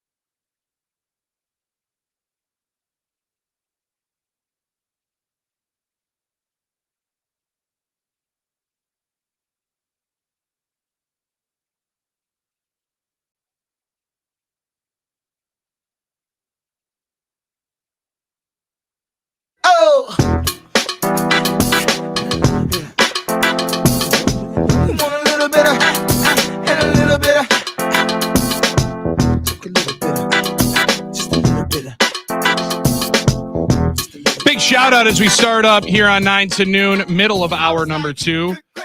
Dave's Hot Chicken, woo, bringing in some food, setting the culinary world ablaze once again with their latest innovation, cauliflower sliders and bites. In response to overwhelming fan demand, Dave's Hot Chicken, as I just completely messed up my email and can barely even read where this is. I apologize. It just went into like -4 font. Look how small that is. Well, how do you do that, Billy? I have no idea there, how I just did that. This is some good stuff, though, Billy. It's absolutely delicious. This is not chicken, some cauliflower sliders here. It's got mac and cheese. I'm back to it. In response to overwhelming fan demand for a meatless option that does not compromise the signature flavor of Dave's, their signature crunch as well, or Crunchy spices. cauliflower. That's what I'm talking about, John. Crunchy cauliflower. Their chefs went back to the drawing board, went into the lab. And the result, a plant-based masterpiece that is as juicy and crispy as our famed hot chicken, seasoned with a unique blend of spices and fried to perfection. Whether you're a longtime Dave's enthusiast or looking for a delicious new meat-free option, these cauliflower sliders and bites must try. Available now at over 180 locations, but only for a limited time. Make sure you make your way over to Dave's Hot Chicken today to be a part of the latest food sensation. Remember to share your feelings and share your thoughts at hashtag Dave's Not Chicken moments with us, because we want to see that. We want to see you eating the not chicken as well for Dave's Hot Chicken, and also the mac and cheese, which was grabbed here by your boy. That was the snag for me, a little bit of mac and cheese, and I don't even care that I'm eating it before noon. No, there's certain things that people think that you can only enjoy as like a dessert or as a lunch. Right, I'll eat leftover spaghetti for breakfast. Oh, you can, and mac and cheese is one of those things. Works. Yeah, I'll eat mac and cheese before noon. I'll eat Girl Scout cookies, guys, just about any time of day, as long as they're in the building, as long as they're close by. And it's that season, John. It's that time of year now with these Girl Scout cookies firing on up. It is. And listen, I'm all about Girl Scout cookie season. Put the SZN right at the end of it. Hashtag Love that. Put that on Twitter. Girl Scout cookie season. And I don't care. Like my girls sell Girl Scout cookies, and I got ripped for, passing around a video of my daughter, doing a video for people to try and sell these Girl Scout cookies. And who ripped you? Well, I had, a brother-in-law might have reached out to me and said, you need to get her door to door. She needs, the part of this thing is going door to door. And I said, well, since when are we in the age of work harder, not smarter? Work smarter, not harder. If anybody should know, it's millennial. He's a millennial. He should know. You work smarter, not harder. And I saw Nick Wright. You guys know Nick Wright, right? Yeah. And he's on this airwaves all the time. Pops on at night and stuff like that. And he had a problem with the Girl Scout cookie videos. And I thought to myself, that's how I know you don't have kids yet. That's how I know you don't have a daughter that's selling Girl Scout cookies. If you're saying you're not buying Girl Scout cookies because of a cute, good video. Hey, this is the deal. My daughter, she knocked it out of the park. She came in here. She walked in the booth like Jay-Z and you guys saw the ripped video, it out right? once. I saw it. I saw the video. I sent it to you, Billy and Heller, just in case you wanted to stack your shelves or stack your freezer, because everybody knows Thin Mints out of the freezer is the absolute bomb. Oh, that is my the bomb. fiance loves. Yeah. But I mean, I can't believe that my brother-in-law could not get on board with this. Just because you're. Hi, my name is El Kuhn, and I'm selling cookies for $5 a box. If you're not a cookie person, that's all right. You can also donate cookies to men and women serving in the military. Let's go. You can also choose from Adventurefuls, Toast Jays, Lemonades, Trifles, Peanut Butter Patties, Caramel Delights, Peanut Butter Sandwich, and Thin Mints, which are my favorite. Yeah. The money you use to buy your cookies goes to our events, like learning how to grow and learning how to be an entrepreneur and stuff. Hey. And also learning how to do new things like kayaking, snowshoeing, roller skating. We also do community service like at retirement communities, helping animal shelters. Thank you for your support of our troop, and I really hope you choose to buy some cookies this year. Let's go, Al. Let's go! Way to go, El. Wow, one take. Was that one take? One take. That's a lot of bullet points to remember. Like Jay-Z in the booth. Oh, man. Turn my snare up, right? Turn my snare up. Let's go. Yeah. She's like, Turn the baseline out. turn the baseline out. I don't know about you, but that sounds like an entrepreneur. That sounds like that one sounds right like there. an entrepreneur, like she said in the video. That's exact. I mean, that's one if I've ever heard one. See, now, Very impressive and job. as somebody who is just entering, like I'm a few years away from the little man needing to sell candy bars for youth baseball, right? Like that was the one I always had to do. You know what Pops did after about 3 days of me not going door to door and selling them, Took them to work. and maybe me just grabbing one or two, like, oh, I wonder if they'll notice that this bag of M&M's is gone. I'm taking them to work and I'm seeing if anybody's going to buy them. Lay them right there in the break room, $1 a bar, honor system. Them things were gone in 3 days. So I am not at all somebody that's going to be upset about throwing it around and passing around the video. I prefer that, guys, than the cute little Girl Scouts sitting outside a Pick and Save when your boy walks on in already about to drop $150, right? Because for groceries, can't go to Pick and Save without spending $100 at least. Nope. And then all of a sudden, would you like to buy a couple of boxes? Well, son of a, I mean, What? So that's yeah, of course I do, but hold on one sec. Let me come back on out here. Then you look like the jerk when you walk right through it. No, I'm going to get you guys on the way on out. Then on the way on out, you just try to like throw your hood on up. Like, no, maybe they won't even see me if I just walk right out. Do y'all want to buy some cookies? I pretend I'm on Son my of a- phone. Yeah, I do. 5 boxes. Get them in. Pretend And I'm on see- the phone. And One of that's, each. and that's the other deal that I know Nick Wright doesn't have a daughter yet, because that's in addition to selling their own cookies. Like that's a part of them going out there and doing it and learning that in the field. And at the end of the day, isn't it about production? Isn't it about the money that you bring in? Isn't That's it fair, about the yeah. number of boxes that you sell? We can't hit as many houses as we can hit with this video. We can market this and hit everybody. Video's way better. It's about Video's moving- way better. It's about moving merchandise, and that's Can what always makes skip. it great. And here's the thing: you also have to know your talents. If you're good on video, if you're good giving the pitch out in one take with all those bullet points, That's adding in fair. some personality, Yeah. talking about what you do. I mean, that's a great salesmanship right there. And much better than just sitting there at the table in the boxes. I got to say, pretty good work there. I think Tom Potts got to get her to read some spots, John. Yeah, she's got to read some 60s for sure. She could do it for me. She's much better than me already. She could have ran Last that thing, Dave's though, Hot one. She It would've been a doesn't. lot She better for doesn't me. get out of the sweat equity though, because every person that purchases, No. she's got to send an individual thank you video. Oh, I like that. I like that. love So there's an that. individual thank you video that goes as well with that. So hey, I'm trying to be a parent here. Nick, get off my case. All right, Nick. Yeah. All right, put me down for a few too, but none of those caramel delights. I don't mess with coconut. What? All right. Yeah, I don't mess with Oh, coconut. those are the ones with the coconut in them? Yeah, Yeah, but I'm not a big They're coconut fan. unbelievable. Well, Laura likes them the best, so we're gonna get some, I'm sure. But By the way, did you know in Wisconsin we sell Girl Scout cookies for $1 less than what they do on the East Coast? I heard the bakeries have different prices. Yeah, I did hear that. Wow. Really? Yeah, they're $6 in Pennsylvania. I mean, Elle completely undercut her cousin. And I love she is that. pissed. I was gonna She's say. pissed. Elle, she can sell them for cheaper. Poor Nella has a $6 box. Elle has a $5 box. Who do you think's selling more? Crushing that Do not feel bad. Do not. Not at Winners all. win. Thank you. They Thank still, you. They still making those shortbreads. Dude, the shortbreads get slept on so no, much. no one's Shortbreads are out there. great. No one's out there buying shortbread. This guy You know- is. This guy is. Really? Oh, yeah. 100%. Okay. I'll All buy right. 2 boxes of shortbreads. You can keep those stupid Thin Mints. Like, there's What? no chance that I'm going there. It's a hot Thin take. Mints out of the freezer. Come on, man. Out, Man, gone. they See are ya. gangster. Wave to it. Bye, Charlie. I don't need any of that nonsense. Peanut butter patties. We all Thank agree. you. Yep. Peanut butter Yep. patties Yes. right here. Peanut butter sandwich right here. That's fine. Yeah. Then they went with the, Adventurefuls. which ones are those? The little chocolate and caramel in the middle of the cookie. Thank you. Yes, Mhm. send me a couple. The All ones that really were the game changer that they started making were those little cinnamon ones, those little toasty things. Okay. Yeah, and they What? actually look like a cinnamon toast.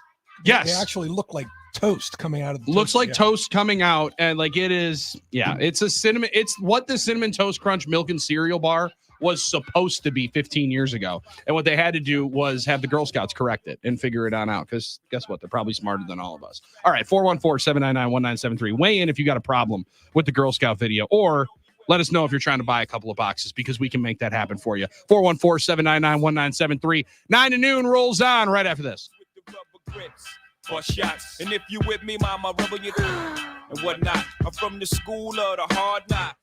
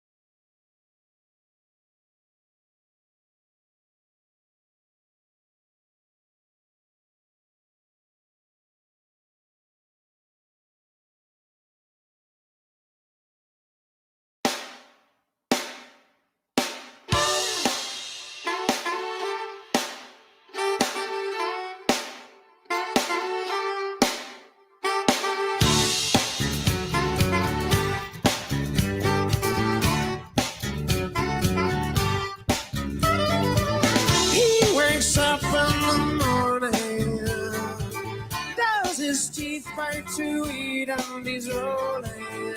Never changes a thing.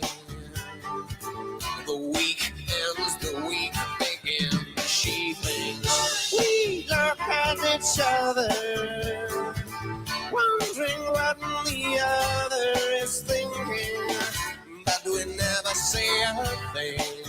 Big fan of the Dave Matthews Band. Nothing else here to see possible. 414-799-1973. Iron Jock backs the pack, even though they are eliminated, with a free backpack offer now through February 4th. When you buy $75 or more of Iron Jock performance gear, take 25% off your entire order and get a free Iron Jock drawstring backpack, a $25 value, and use promo code 25backpack. That's 25 backpack. Promo code 25 backpack now through February 4th.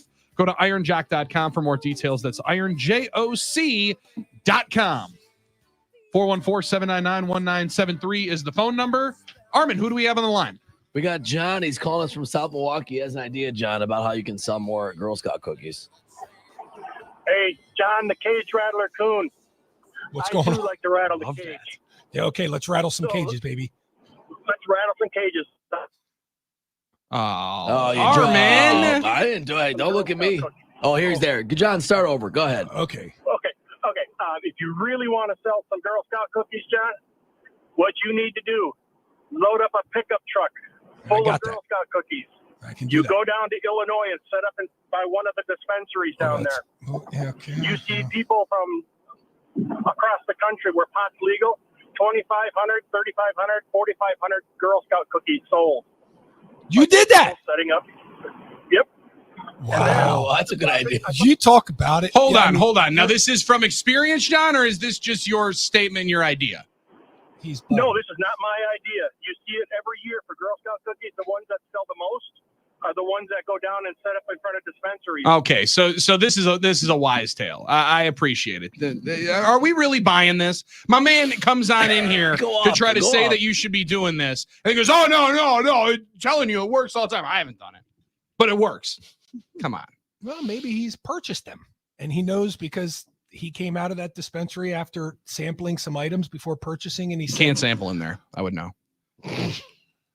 Oh, you're ruining every take that everybody has. Barely. All right. How are we supposed to have any I'm fun sorry, today? okay? I know that I kind of have a little bit of understanding of what this situation is. You can't just walk on in Man, they there don't and let these you. guys are- It's not like Uncle Mike's where you can go in there. No. Well, I'm not sure if I'm going to like this Kringle. Can I try it? Well, that one looks good too. I'm going to try it. In fact, let me try every Kringle Yeah. on here. Can I and just then- get a sampler? You know platter what? I'm over just here? going to get a donut. Yeah. I sampled every No. Kringle.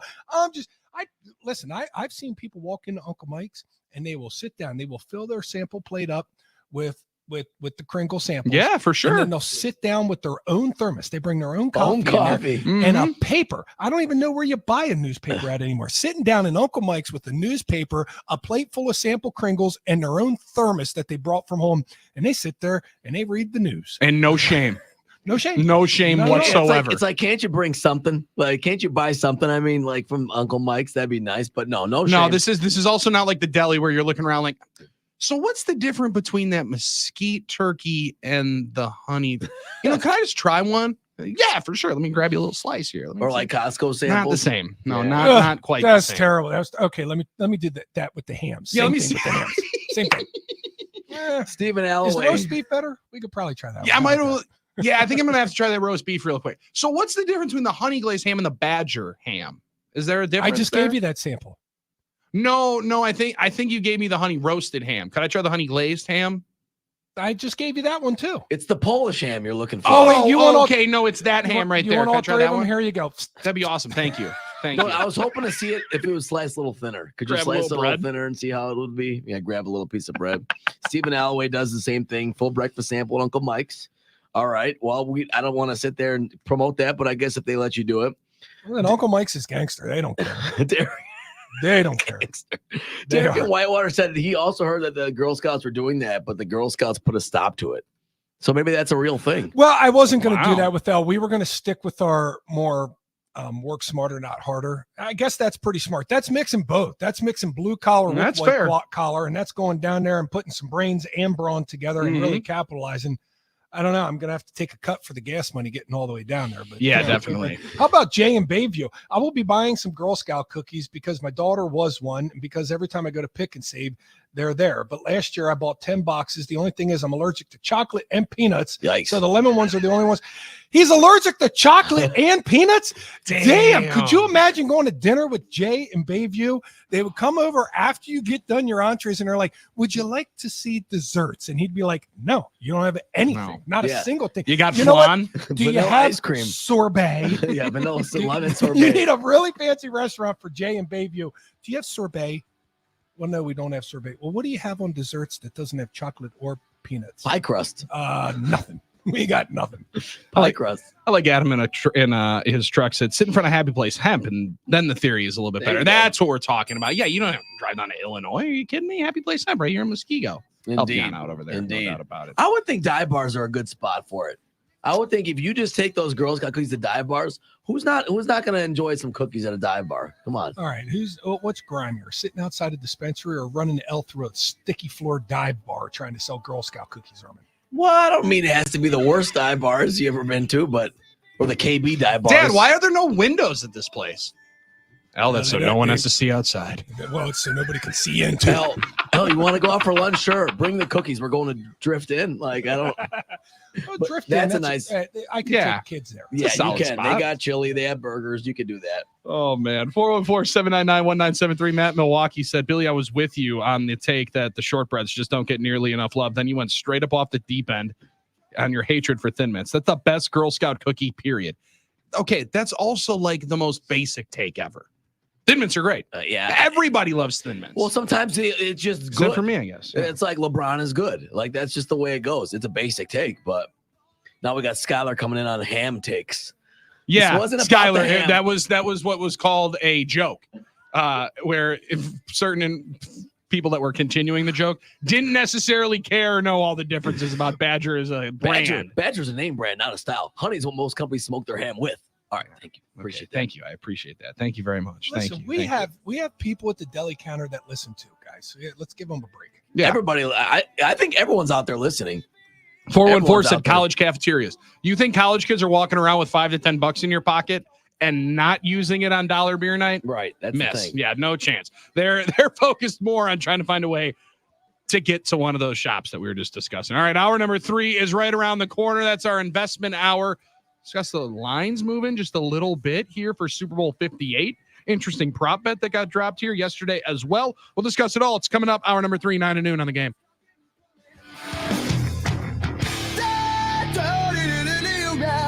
Sugarwood going down swinging. I'll be your number one with the bullet.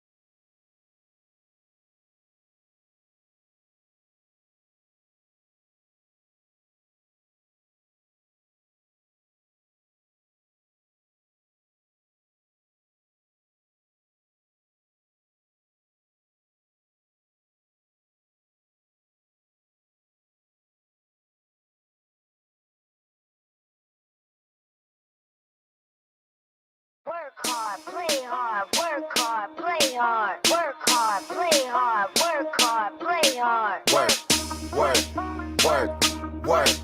Work. We are 25 hours away from up in Green Bay, Wisconsin. Brian Gutekunst meeting with the media for the final time in the 2023, put to bed the 2023 season. Start looking forward. And Heller gets him. I was on with him yesterday. I'm like, you sons of noon. Like 11? You can stock the thing right. You know what that means, right though? They get the presser. We normally get the pressers. They get the breaking news. That means we're getting breaking news tomorrow before Brian let's go. Let's go. Good call. Good call. That's a glass half full right there. Listen, it's talking about, John. It's an even Steven Seinfeld episode, right? Heller's going to get our Armin does. He's looking it up already. Yep. Heller's going to get our presser, and we're going to get the breaking news that a defensive coordinator has been selected tomorrow morning. That's going to be fantastic. That's what I'm talking about. Okay, I'm fired up now. Sweet. We're going to get breaking news tomorrow before. I see it, YouTube ads and stuff, and I don't think I'll have it. But I got a question for you guys. Honestly, you're so excited. How do you think? Is this your one thing from onething.org? Sure, one thing only. One thing only. Now you don't get another one. That's true. How do you think Goody's going to walk up to the presser? You think he's going to just saunter up there, or you think he's going to do the whole like Vince McMahon chest out? Like, how do you think we he's going to don't say that name anymore? Oh, I guess I forgot. We probably shouldn't say that. Fair enough. That one's okay. I don't know. Unless we're you think he's talking pulling about up there other with things, a slow seg. Yeah, you slow can still saunter. use it. You can still use it as a sarcastic joke, but you can't really say that in any real good terms anymore. It has changed the tenor. Kind of like tenor. Bill Cosby, right? It's kind of going. Fair enough. Yeah. Brock Lesnar might be in the mix of that one too. Well, that stinks to hear. Yeah. Well, no pun it kind of intended. stunk for young lady too. There you go, Armin.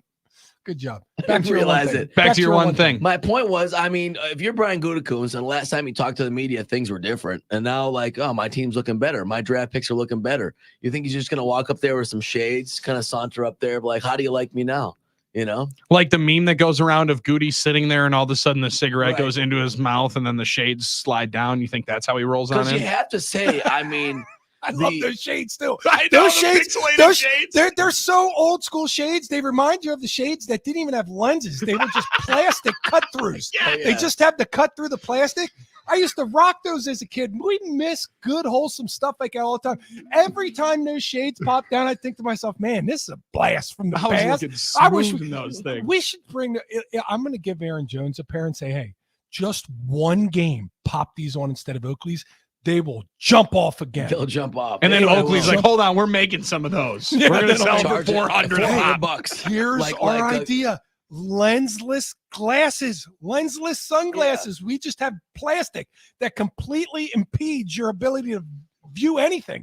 Now you got to look through little cracks when you have these glasses on. But don't worry, they're cool as hell. That meme stays as one of my favorite edits. It's also the most strange picture of Goody as he's like looking off to the side. Right. It is kind of weird. It's grainy, but hey, you're right. I mean, and listen, you put those glasses on like Dion or somebody, and they'll sell for $100, like Gliddies or Blizzies or whatever they're called. Or blenders. Got two pairs of them. Glizzies are hot dogs. Glizzies are hot dogs. Yeah, I you're got right. 2 for $100. Blinders. It's a pretty solid deal. Blenders, not blinders. No. Blenders. Okay. I got mine before they were cool too. Yes, you did. Well done, John. All right, way to go. Now I don't even wear them. I also was on New Balance 550s before they were popular, but no one talks about that. By the way, our LA gear that were shipped to us. Yeah, those are nice. I need some more.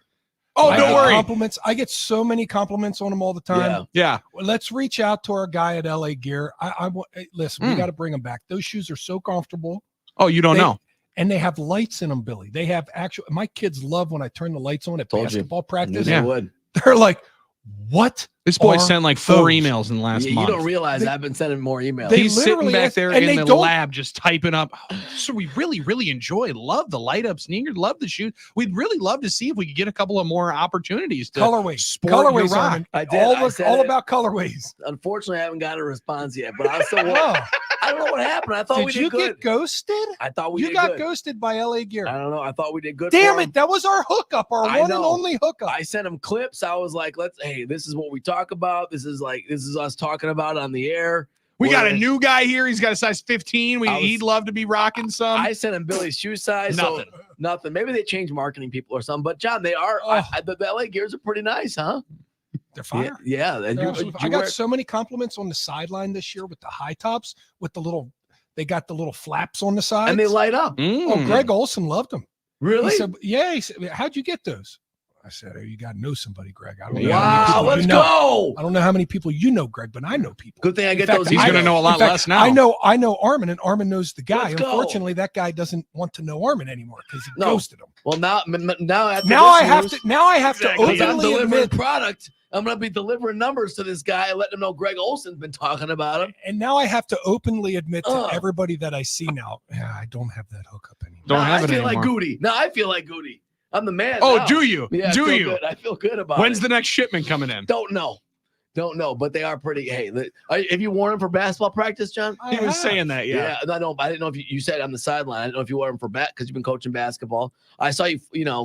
I saw you flossing those Jordan 11s on X the other day. Well, my goal is to wear a different pair of shoes every day because if you get the kids' attention, they want to learn how to play more. That's a good point. Sometimes you got to use parlor tricks and get their attentions with shoes that have light bulbs in them. Hey, I heard that's a good call. I mean, kids do it all the time, and now I did it, and they're like, "Oh!" And they actually said, "What are those?" without saying, "What are those?" Right? They actually said it in the admiration type way. I heard Heller talking about who has the best shoe game on the station, and he gave you and I the props on that, John. So I felt good about that. Definitely. I think you guys would for sure be the number 1 and 2. At least more into it. Let's put it that way, right? No, I mean, I would think here's number the problem, 1 and number 2. Armin. I think you probably got me now, Armin, because you'll see. You're married now. You're only a couple years in. What is it? A year and a half now? We're past 2 years now. Okay, sorry. Yep. So you're 2 years in. Probably, little ones in your near future. Space is going to start becoming a commodity. So you're not going to be able to have boxes on boxes on boxes. Right. Yeah. I mean, when Laura starts making you get rid of your shoes, that's a tough one, man. Every time Lindsay's like, all right, it's time to start getting rid of them. You got 5 new pairs in the last 2 months. It's time to get rid of 5. When 5 come in, 5 got to go. I'm like, no. I don't want to part ways with my Jordan 4s. Yeah, I know. They're a pair that people don't really have because they were slept on, and everybody wants the 11s or Good the 12s. Point. That's a great point, or John. the 1s. Nobody wants the 4s. I got the 4s, and when I wear them, they go, damn, I forgot about those. They were nice. Yeah, and they don't do retro 4s either because they weren't popular enough. And wait till the 4s get back in style because people want something that nobody has. That's when you sell them. That's when you're hitting on. That's when you're like, good thing I kept them, and I'm prepared for this moment. Sell them. Laura's been doing that a little bit on me. She's like, well, Armin, you're going to start wearing these shoes, or you're going to, I'm like, it already started. Unfortunately, space is not even a commodity yet. Well, I'm going to start keeping them at work so she doesn't know. Well, actually, there's no space back by your office. I don't know where that space is. That's a good point. That's a good point. No doubt about it. But you're right about that, John. That might be a thing. There's nothing that just gets at me. I mean, okay, I need you need to coach girls basketball this year. Okay, you need to coach girls soccer too. Okay, Sounds fun. I got you. Yeah. You're gonna need to do some extra yard work tomorrow. Okay, gotcha. Okay, I guess. Yeah. You need to get rid of your shoes. We're gonna That one hurts right to the core. I don't know if I can do that one. Yeah. So you kind of scoffed at the selling idea. You guys not into that part of the shoe game. If you do have a pair that you got to get rid of, flipping them over somewhere. I got a brother-in-law who wears 13 and a half just like I do. I have friends that wear 13 and a half just like I do, and it's like, man, I mean, you ready? Did Lindsay, I think Lindsay has them on her phone and texting them, get ready. Another shipment is about to be exported from De Pere. Give me your shipping address now. Thanks, John. He's getting rid of some of his shoes. See if you got a couple. I know a lot of people are into the selling of the shoe game, and I don't really go deal with all that. I just buy them for myself to wear. But a lot of kids are doing that now. They're buying them. They're selling them on StockX or whatever. Big time. We had a friend of ours in high school who was on the get rich scheme quick from like 7th grade, right? So like he was finding a way to make some money. He was going to scheme. He was going to find a way to make some cash. He got big into flipping shoes, and my man was actually cashing in a decent amount. I had zero understanding of it, but that also was mostly because I always had to buy them online, and that's not nearly as fun as going into Foot Locker and walking out with that box. No, there's something about that excitement of unboxing it, that excitement of going into the shoe store, smelling all the shoes, looking at all the shoes. No, just the smell of new shoes. I'm not saying I don't sniff. Okay, I didn't know that I was the only one that raised the eyebrow there. All the shoes. All the shoes. Are you on the Holy on the Dan kids' Orlovsky? Are you sniffing on the kid's side? Are you making it to No. Where do Let me clarify. Where do you draw the line here, Rich Ryan? I don't smell the actual shoes. I'm saying it's like a new car smell. You said new You shoe said smell. that you smell all the shoes. Okay, can I retract your statement? And Yeah, clarify what I it mean? a little bit. When you walk in, there's a smell of a shoe store of that, that brand new rubber or whatever it is. I don't know, leather, and you smell everything. It's like it's in the store. I don't go to the actual shoes and start sniffing them. Come on, guys. Let's be serious here. All right, let's be more serious. Listen, we're just responding to what you said. Yeah. Okay, Yeah. That's all we can go on is what you said. Schwartz Center showing off all the Giannis, those freak fives, man. You can get good deals on the Giannis shoes, which I appreciate. Of all the signature Nike athletes and all the signature Nike shoes, Giannis's are the ones that are the most affordable. I don't know if he has anything to do with that. Maybe it's just not in demand, but I do appreciate that Giannis's shoes are more, affordable. Because what if you have kids that want shoes and you're like, I don't want to spend all this money on it, but like we'll get you some Giannis's. We can get discounts on those. Yeah, those are always a big one. And talking about your own signature shoe line, Damian Lillard did enough for Adidas that they named their practice floor after him in Portland, in their headquarters there in Portland. They have not named anything after any signature athlete before.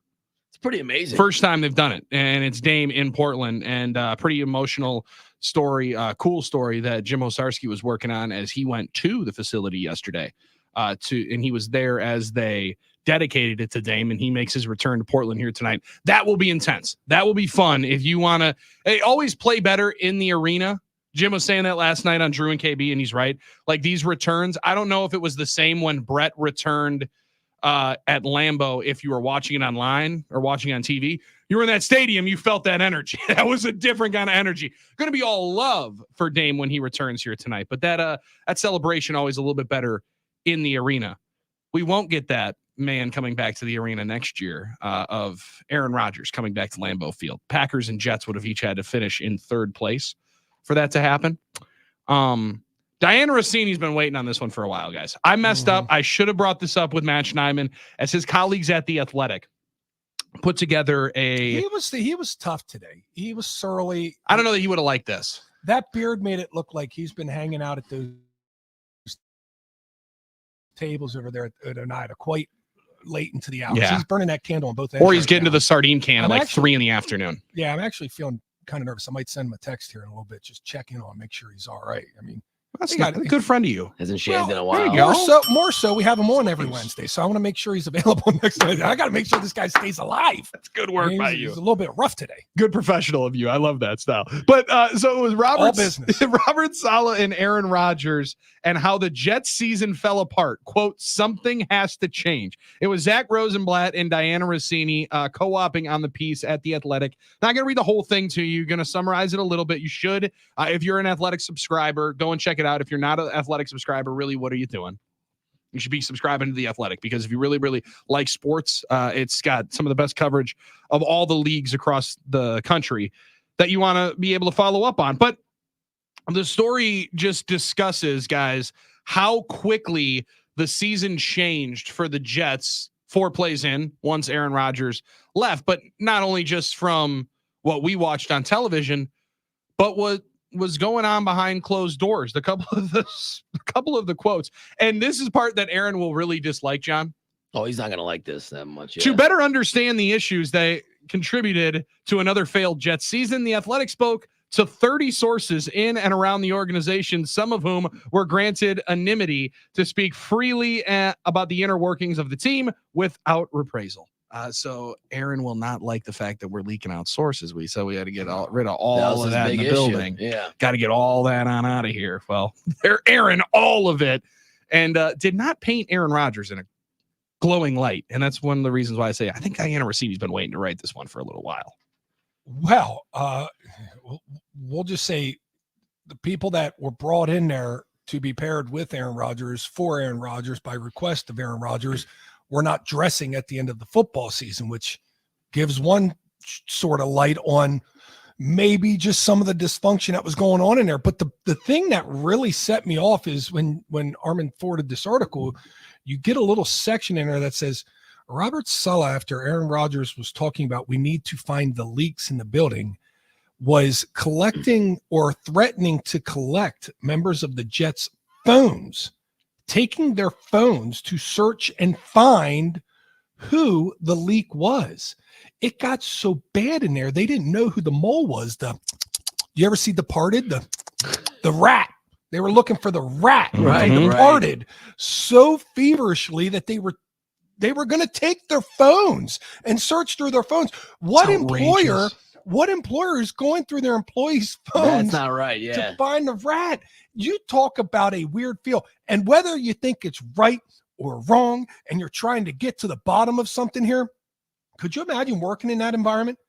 Wait, I did nothing wrong. You're going to take my phone and look through it? No chance you're doing that. Yeah, and with the backdrop of, now it said they didn't do it, it said threatening, so they didn't do it, but you're right. I mean, that is just like obviously next level crossing the line.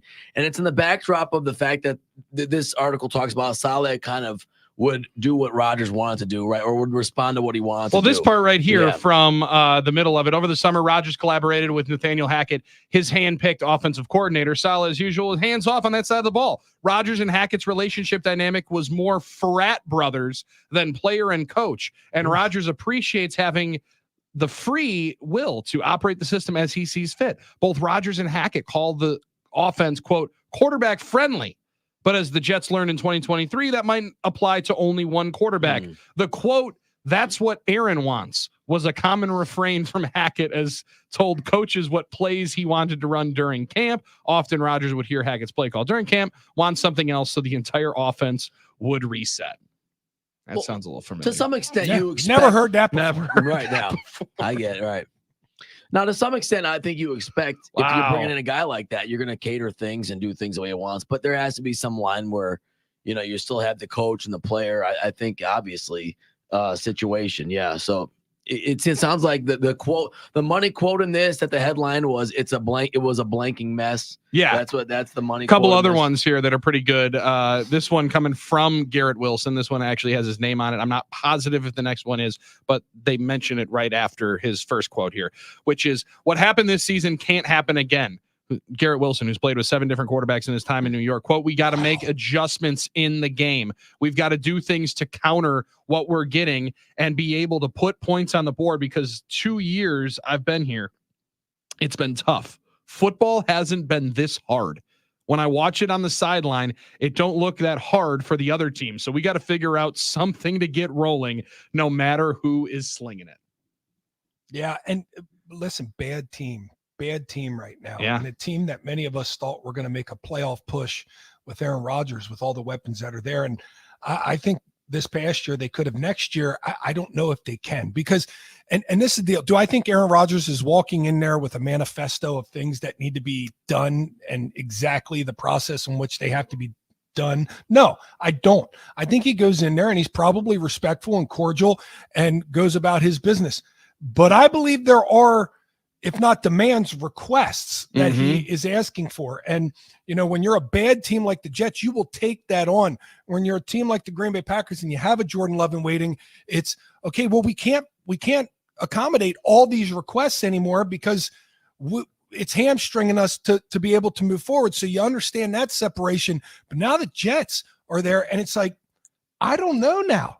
You look at next season, I don't know if this is a team that can compete. And losing will tear a team apart. Oh, big time. Losing will absolutely tear a team apart. Yeah. And winning, if this was done during a winning season and they made the playoffs for the first time in 15 years, that would be a whole different story. But when you're losing and you got things coming up where Aaron wants it this way, Aaron wants it that way, and Aaron's not even playing, you cannot justify that. So, wow, just another, and the last thing here, it's not gospel. It's not the gospel. But when you had stories similar to this in Green Bay, and now you have stories similar to this in New York, it starts to make you feel like you can only dispute the media for so long. Yeah, and you know what, John? The other part of it for me is, as somebody that did dispute it pretty heavily in the 2018 because I didn't like how it was being pushed on out, It's now two different sources. Now you can make a statement, and I think it's somewhat fair that both still have certain axes to potentially grind. However, I'm not saying Diana Rossini's making this up to make Aaron Rodgers look bad, right? Yeah. She can have the idea to give the story because she's like, I'm gonna kind of dispute what this guy has said about me before. She's not making this up to make him look bad. And again, I'll say it like this: I don't think he's in there, walking around like the guy from Gladiator with his thumb on the side going thumbs up, thumbs down, players and game plans, and it's probably done much more cordial, but people get irked and then they say things, and then those things, especially when you're anonymous, sound a little more aggressive than what you'd actually say them in like a town square forum, right? You wouldn't say things quite the same way if Aaron was there to listen to you say it. But these are similar issues that Aaron and the way that he wants to do things might not be the best way to do things for a team. Yeah, and certain people learned that. Zach Wilson told coaches and teammates he was under the impression he'd have a direct line to Rodgers, even after Rodgers tore his Achilles and flew home to California for surgery and the early stages of his rehab.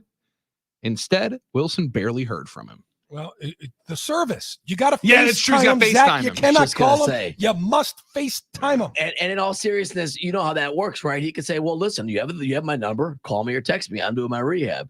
And maybe Wilson thought, well, I thought he's going to reach out to me more. And then, like you said, John, the service. You don't have a good signal. I have a good signal in the house. So don't have a good signal in the house. You got to FaceTime. You got to hope he's not in one of those huts when you FaceTime him. That's fair. That's a good point. Yeah. Well, and hopefully he's not bringing. This is hurting Armin. This is hurting. This article. Listen, this conversation is just hurting Armin. It's a fair article. It's a fair conversation. Obviously, it didn't work out there, and then but it's not hurting me. No, we can talk about it. Let's just be. Does this one hurt you? The last one that I'll read from Garrett Wilson. Go ahead. Not hurting me. Aaron will be an offense in itself because of what he brings to the table. He's special. I just pray. Garrett, watch out. Garrett, watch out. That got our boy Matt LaFleur in some trouble saying, I just pray. I just pray that everyone in the world gets to see that next year. But what happened this year can't happen again. And I think that's the best way to put it. I actually think that's the best way to put it. Like, he has obvious talent. He should help our team win. But when he's not on the field doing it, sometimes we have other problems because we can't go through this again. That's totally fair. Well, they had big problems. That's for sure. As far as production goes, too, I worry that it won't be the same Aaron Rodgers. I'm speaking the obvious when I say he lost a step, towards the end of his time in Green Bay. He wasn't, running as much. And you got to be able to move. And Aaron Rodgers was always the best at extending plays with his legs to throw down the field. He's got to extend that play a lot in New York. They're going to need at least 4, if not an entire new offensive line. And you think it coming back off an Achilles, being 41 now going into next year, man, that's going to be tough to do. Yeah, I couldn't agree with you more. That's going to be a difficult ask on that hill to climb. Picking a winning bet, never a difficult one for this guy. The man can't miss. Time now for Coons Can't Miss. Presented by the Potawatomi Sportsbook. Bet big, bet full. We're back, baby. We are back and back in a big way here for the Can't Miss, presented by Potawatomi Casino Hotel Sportsbook. You know the sportsbook. You love the sportsbook. Maybe even you made your way down to the sportsbook. But if you haven't, let me tell you what you're missing out. 70-plus kiosks off the second and third level, just off the skywalk. Don't even have to go too far. Don't even need to park the car. You can kind of valet it. There'll be somebody standing at the door. Just toss them the keys. Trust them. You'll be right back. Just tell them I'll be right back. They're probably smoking a burn. You can probably make it back by the time they're finished smoking their cigarettes, just to take your car and pull on out, because there's a kiosk right inside the metal detectors. But if you're going there to have some fun, maybe with some guys, maybe with some girls, maybe with anybody that you like, make your way down to the old Fire Pit Sports Bar and Grill. 30 big screens, full bar with food and beverage service and plenty of seating. You can have yourself a damn time down there. Now, we had a time yesterday. We picked Gonzaga versus Loyola Marymount over under 152.5 points. That game went deep into the night. And was a 92. That's not good for the over. Under 58. That's very good for the over. 92 to 58 blowout, which means I won a total of 150 points in that one. We picked the under of 152.5. We're starting to get a little feel here for the college basketball game, aren't we, Armin?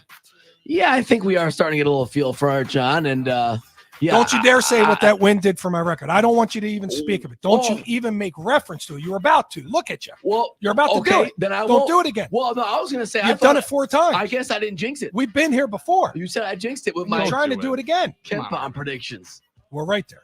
We are right there on the cusp of greatness.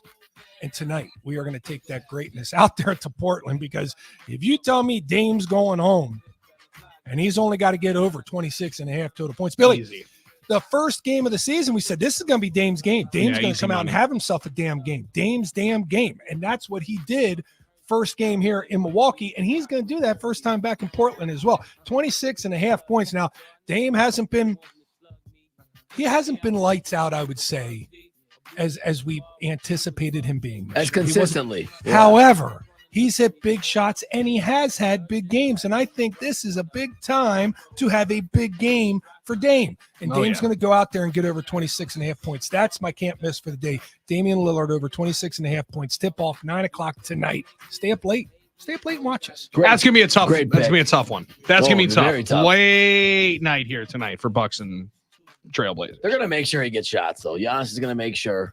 It's a good pick, John. Well, listen, Giannis was also the one that was saying, we got to make sure that we're forcing some shots, right? Like, we got to make sure that when we're open, we're taking shots. We're not necessarily keep passing them up from a good look for a great look. Sometimes we just got to take looks. Sometimes we got to take some shots. Felt like that may have been directed towards Agent Zero. Hey, man, let's fire a little bit. Be a little bit more confident in taking some more shots. Take some swings. Coaches everywhere hear a player say that. And they're like, oh, no, we don't pass up. We don't force shots. Don't do that. We get the best shot. Coaches everywhere are saying that, and then they're like, well, it's Giannis, so it's a different situation. Yeah, Doc Rivers still might be saying, hey, big fella, let's just bring that down a little bit more. Just bring that down just a little bit more. All right, I got a stat here for Super Bowl 58 that people are going to want to chew on just a little bit. We're getting closer and closer. We got that nice gap week. Pro Bowl games coming up this week, and I know everyone is psyched for it. Talk about the game that you really care about next on the game. We make hits that'll rearrange your whole set, and got a Benz that I ain't even drove yet. Because we're close to the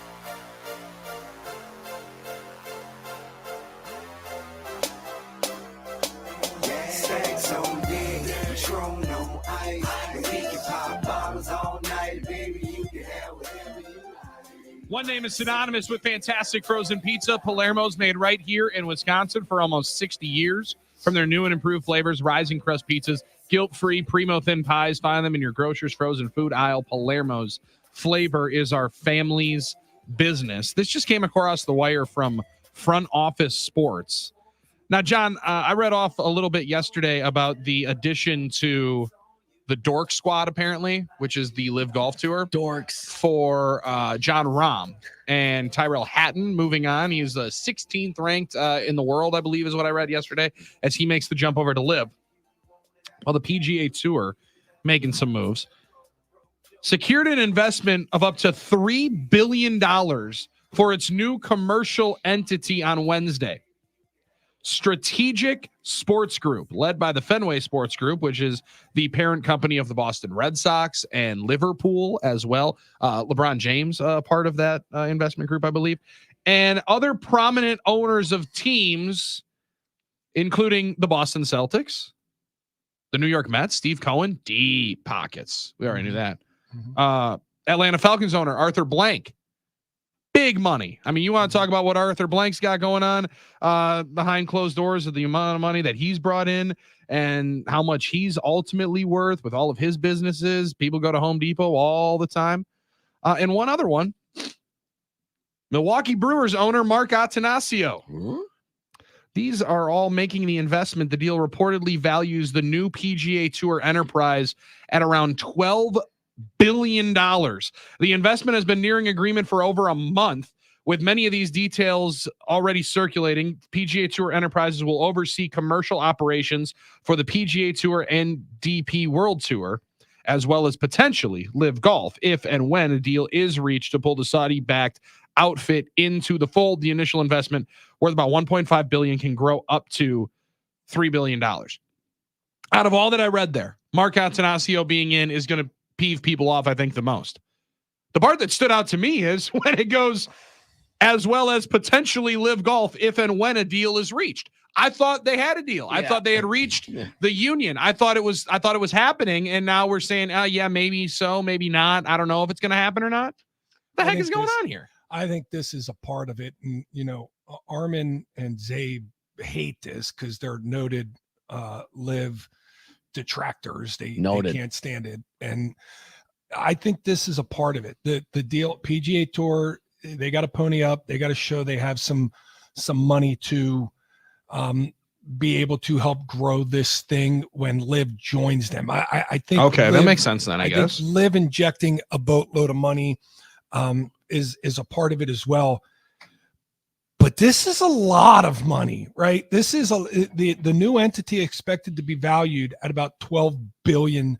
Current PGA Tour players will get equity in that. That's going to make them much, much happier. Live then joins that, adds their couple B's, and we're talking about a $15 to $20 billion entity right there. And that's how they get this motor rolling. And if you've noticed, Rory in recent days has said, yeah, if they still have their Q cards, they should be able to play on tour. If these guys have their tour cards, they should be able, even if they're in Live, they should be able to play on tour. That's a whole different narrative than what we heard just a year ago. Mm-hmm. So clearly this is a deal making its way to be done. Live and the PGA Tour are going to join forces. Golf is going to be great again. Golf is going to be right again. And then the people on the outside can argue about the politics that they do or do not like. But at the end of the day, I feel like this is something that is going to prove that at least in some capacity, and whether that's, all right, we got 24 tour events and we need guys to play on 12 of them, and then they can play and Live in another 12, and then the guys that aren't in Live, they play in all 24 of the, there'll be numbers to that extent of what guys have to do to maintain this equity within the tour. And it's above our pay grade to try and figure out exactly when this is going to get done. But I do feel like this merger is inevitable. Yeah, it's probably just, it means it's going to eventually restore order to things. And the people that don't know or care or can follow all the nonsense with all these deals and all the money flying around and who's with who are just going to be able to get back to watching golf again, which is what they want, which they care about. Most people care about. Now, the Mark Attanasio piece is interesting. I think you mentioned how some Brewers fans won't like that. Oh, some Brewers fans will hate it. The reality is that another soccer team we're buying. Yeah, they were looking at it as more money spent that's not on the Brewers that he could spend on the Brewers, which is, I think, a very myopic, short-sighted view of things. Mark Attanasio is not one of the richer owners in Major League Baseball. He's not even close to one of the richer owners in Major League Baseball, but more investments means more possibilities to become richer, to make more money, to hopefully help the Brewers become more and more solvent as we go forward. But that's just the reality of it. So I think always the nitpicking by Brewers fans, speaking of that piece now, between his pockets, what he's spending, what he's not, is a little bit ridiculous. If they wouldn't have signed Rhys Hoskins, would there be more people complaining about him being a part of this investment group? How many guys? Maybe the reason he signed Rhys Hoskins because he knew he was doing his deal. Yeah, he's going to make something. It's a great point, John. If you ever want to be successful, you put yourself around successful people, no matter what type of success you want that to be. And if you want that success to be in the business of making money, well, listen to some of these names: Arthur Blank, Steve Cohen. I mean, those are. They make money. Two big old names right there. Yep. And if you want to link up with them, especially as it pertains to sports investing, you should be able to do fairly well. Now, there's an assumption this will be as profitable, I guess, as other pro sports. I would assume, like the profits will increase. I mean, the NFL, the NBA. Yeah, the thing about golf that I'm interested to see, and I don't know enough about the ins and outs of it, John, but golf's a damn big sport across the world. Right. Something that I did not realize, I guess, some of my own naivete, I believe is the way I pronounce that. That's right. Good, yeah. Especially That's how you pronounce it. Naivete. I would have never guessed that. I think you say naivety, I guess, if you want, but I think naivete is correct, isn't it? Damn, I love having the thesaurus on the show. Isn't it awesome, dude? Well, I could be wrong too, but no, you said it. You said I was right. You said he was right. Billy's right. Billy, I'm right. Naivete. Despite your naivete, what now? Well, I mean, I didn't realize how big the game was in Japan. I didn't realize how big it was in Asia and Korea and stuff like that. So I do think it makes some sense to bring the best players in the world around the world a little bit more, because that is a way to grow the game. I know people didn't want to hear that part of it, John, when the Live deal came on up, but it does sound like they're going to bring the best players of golf to some people that had not been able to see them in person, which sounds cool. There's a whole lot of people that live in Asia. There's a whole lot of money that's over there in Asia. There's a whole lot of people in Europe that don't all watch football. In fact, when I was over there in Ireland, guess what their favorite sports are? Don't say tennis. Golf and 7-man. And 7-man is some version of rugby and football. Oh, yeah, sevens. Sevens is wide open. That's in the all we talked area. about the whole time I was over there was golf and sevens. And I'm like, I don't understand the damn sevens. Why is he putting the ball down there? Well, you got to kick it from there. Well, why is he then pick it back up to kick it? Why does he ever put it down in the first place before he kicks it? Shouldn't he just hold it? No, you got to put it down before you pick it up and kick it. That's how you start. start. What kind of sense does that make? That's redundant. Oh, but dude, it doesn't matter. It's sevens, baby. It's sevens, and you want physicality. You start watching sevens. Now 11s gets wild because there's a whole lot of scrums, as we would be able to see. All right, 414-799-1973. Your way to weigh in on our final quick trip takes of the day. We have our take home. Armin has feverishly found it throughout the day, and we'll bring it to you next. It's 9 to noon with Coon, Billy, and Armin on the game.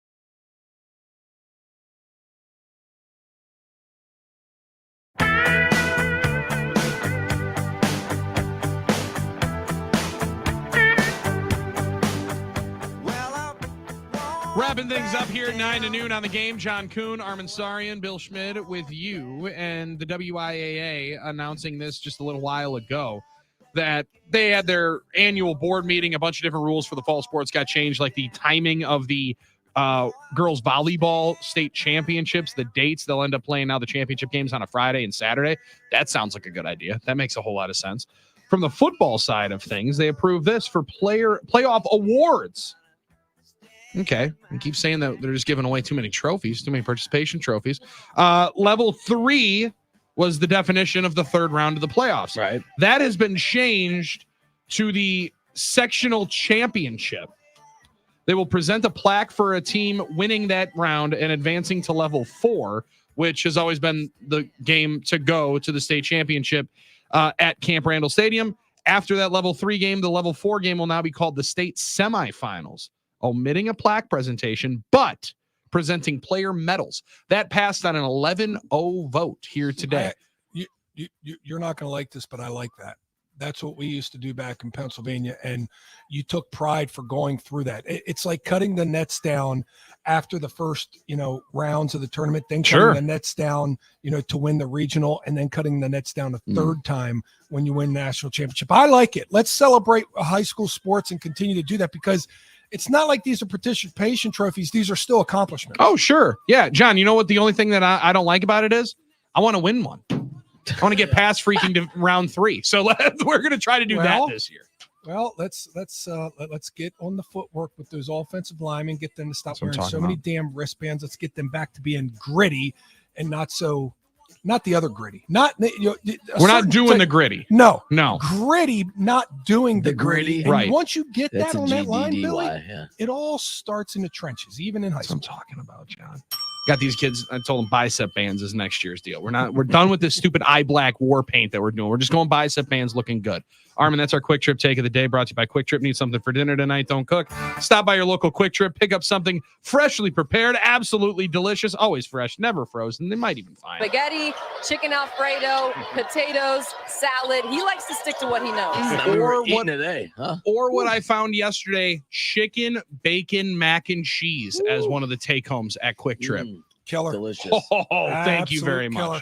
That's a deal for me. That's a deal for us. Anything from the talk? Chicken, mac and cheese with bacon. A little bacon on top. Fireballs. You didn't think it could get any better when I said chicken, mac and cheese? Yeah, throw some bacon on there and it goes to the next level. What you got anything that we need on the talking text line to make sure we fire on in here? Let's give a shout out to the Milwaukee Admirals. 11 in a row, an unbeaten January electric overtime winner last night. That was awesome. Get out and support the Admirals. We'll be working there Friday, Bill. But how many wins until we get burgers? They don't, and they did tweet about this. They don't have a burger deal with George Webb, so quit asking. Dang it! So quit asking. All right, It's not happening. So quit asking. All right. The wins are going to have to be enough for you. All right. Yeah. Well, okay, maybe not a burger. Can we get free chicken, bacon, mac and cheese? Well, I can't do. I mean, I would love the idea, but I can't make Armin, that you work decision. there. You work there. I don't work in that. I don't really Bring him work in some of that Dave's hot Hey, mac and cheese. You could be an idea guy. That's a good point. I could be an idea guy. You already got the sweet hat. Was that a free one too? I gotta get down there. Okay, I come work on for now. this. Oh, I work for this. Okay, Be there Friday night. We'll be there. Let's see them get 12 in a row. Yeah, Let's Armin- see this thing happen. Let's show them what it's like. Armin and I will be there on Friday night for the Milwaukee Admirals. We'll be back tomorrow. We'll try to be better. For John Kuhn, Armin Sorry, and I'm Billy Schmidt. It's 9 to noon on the game. I stand alone, don't need anyone, cause I'm Rob, just came to have fun.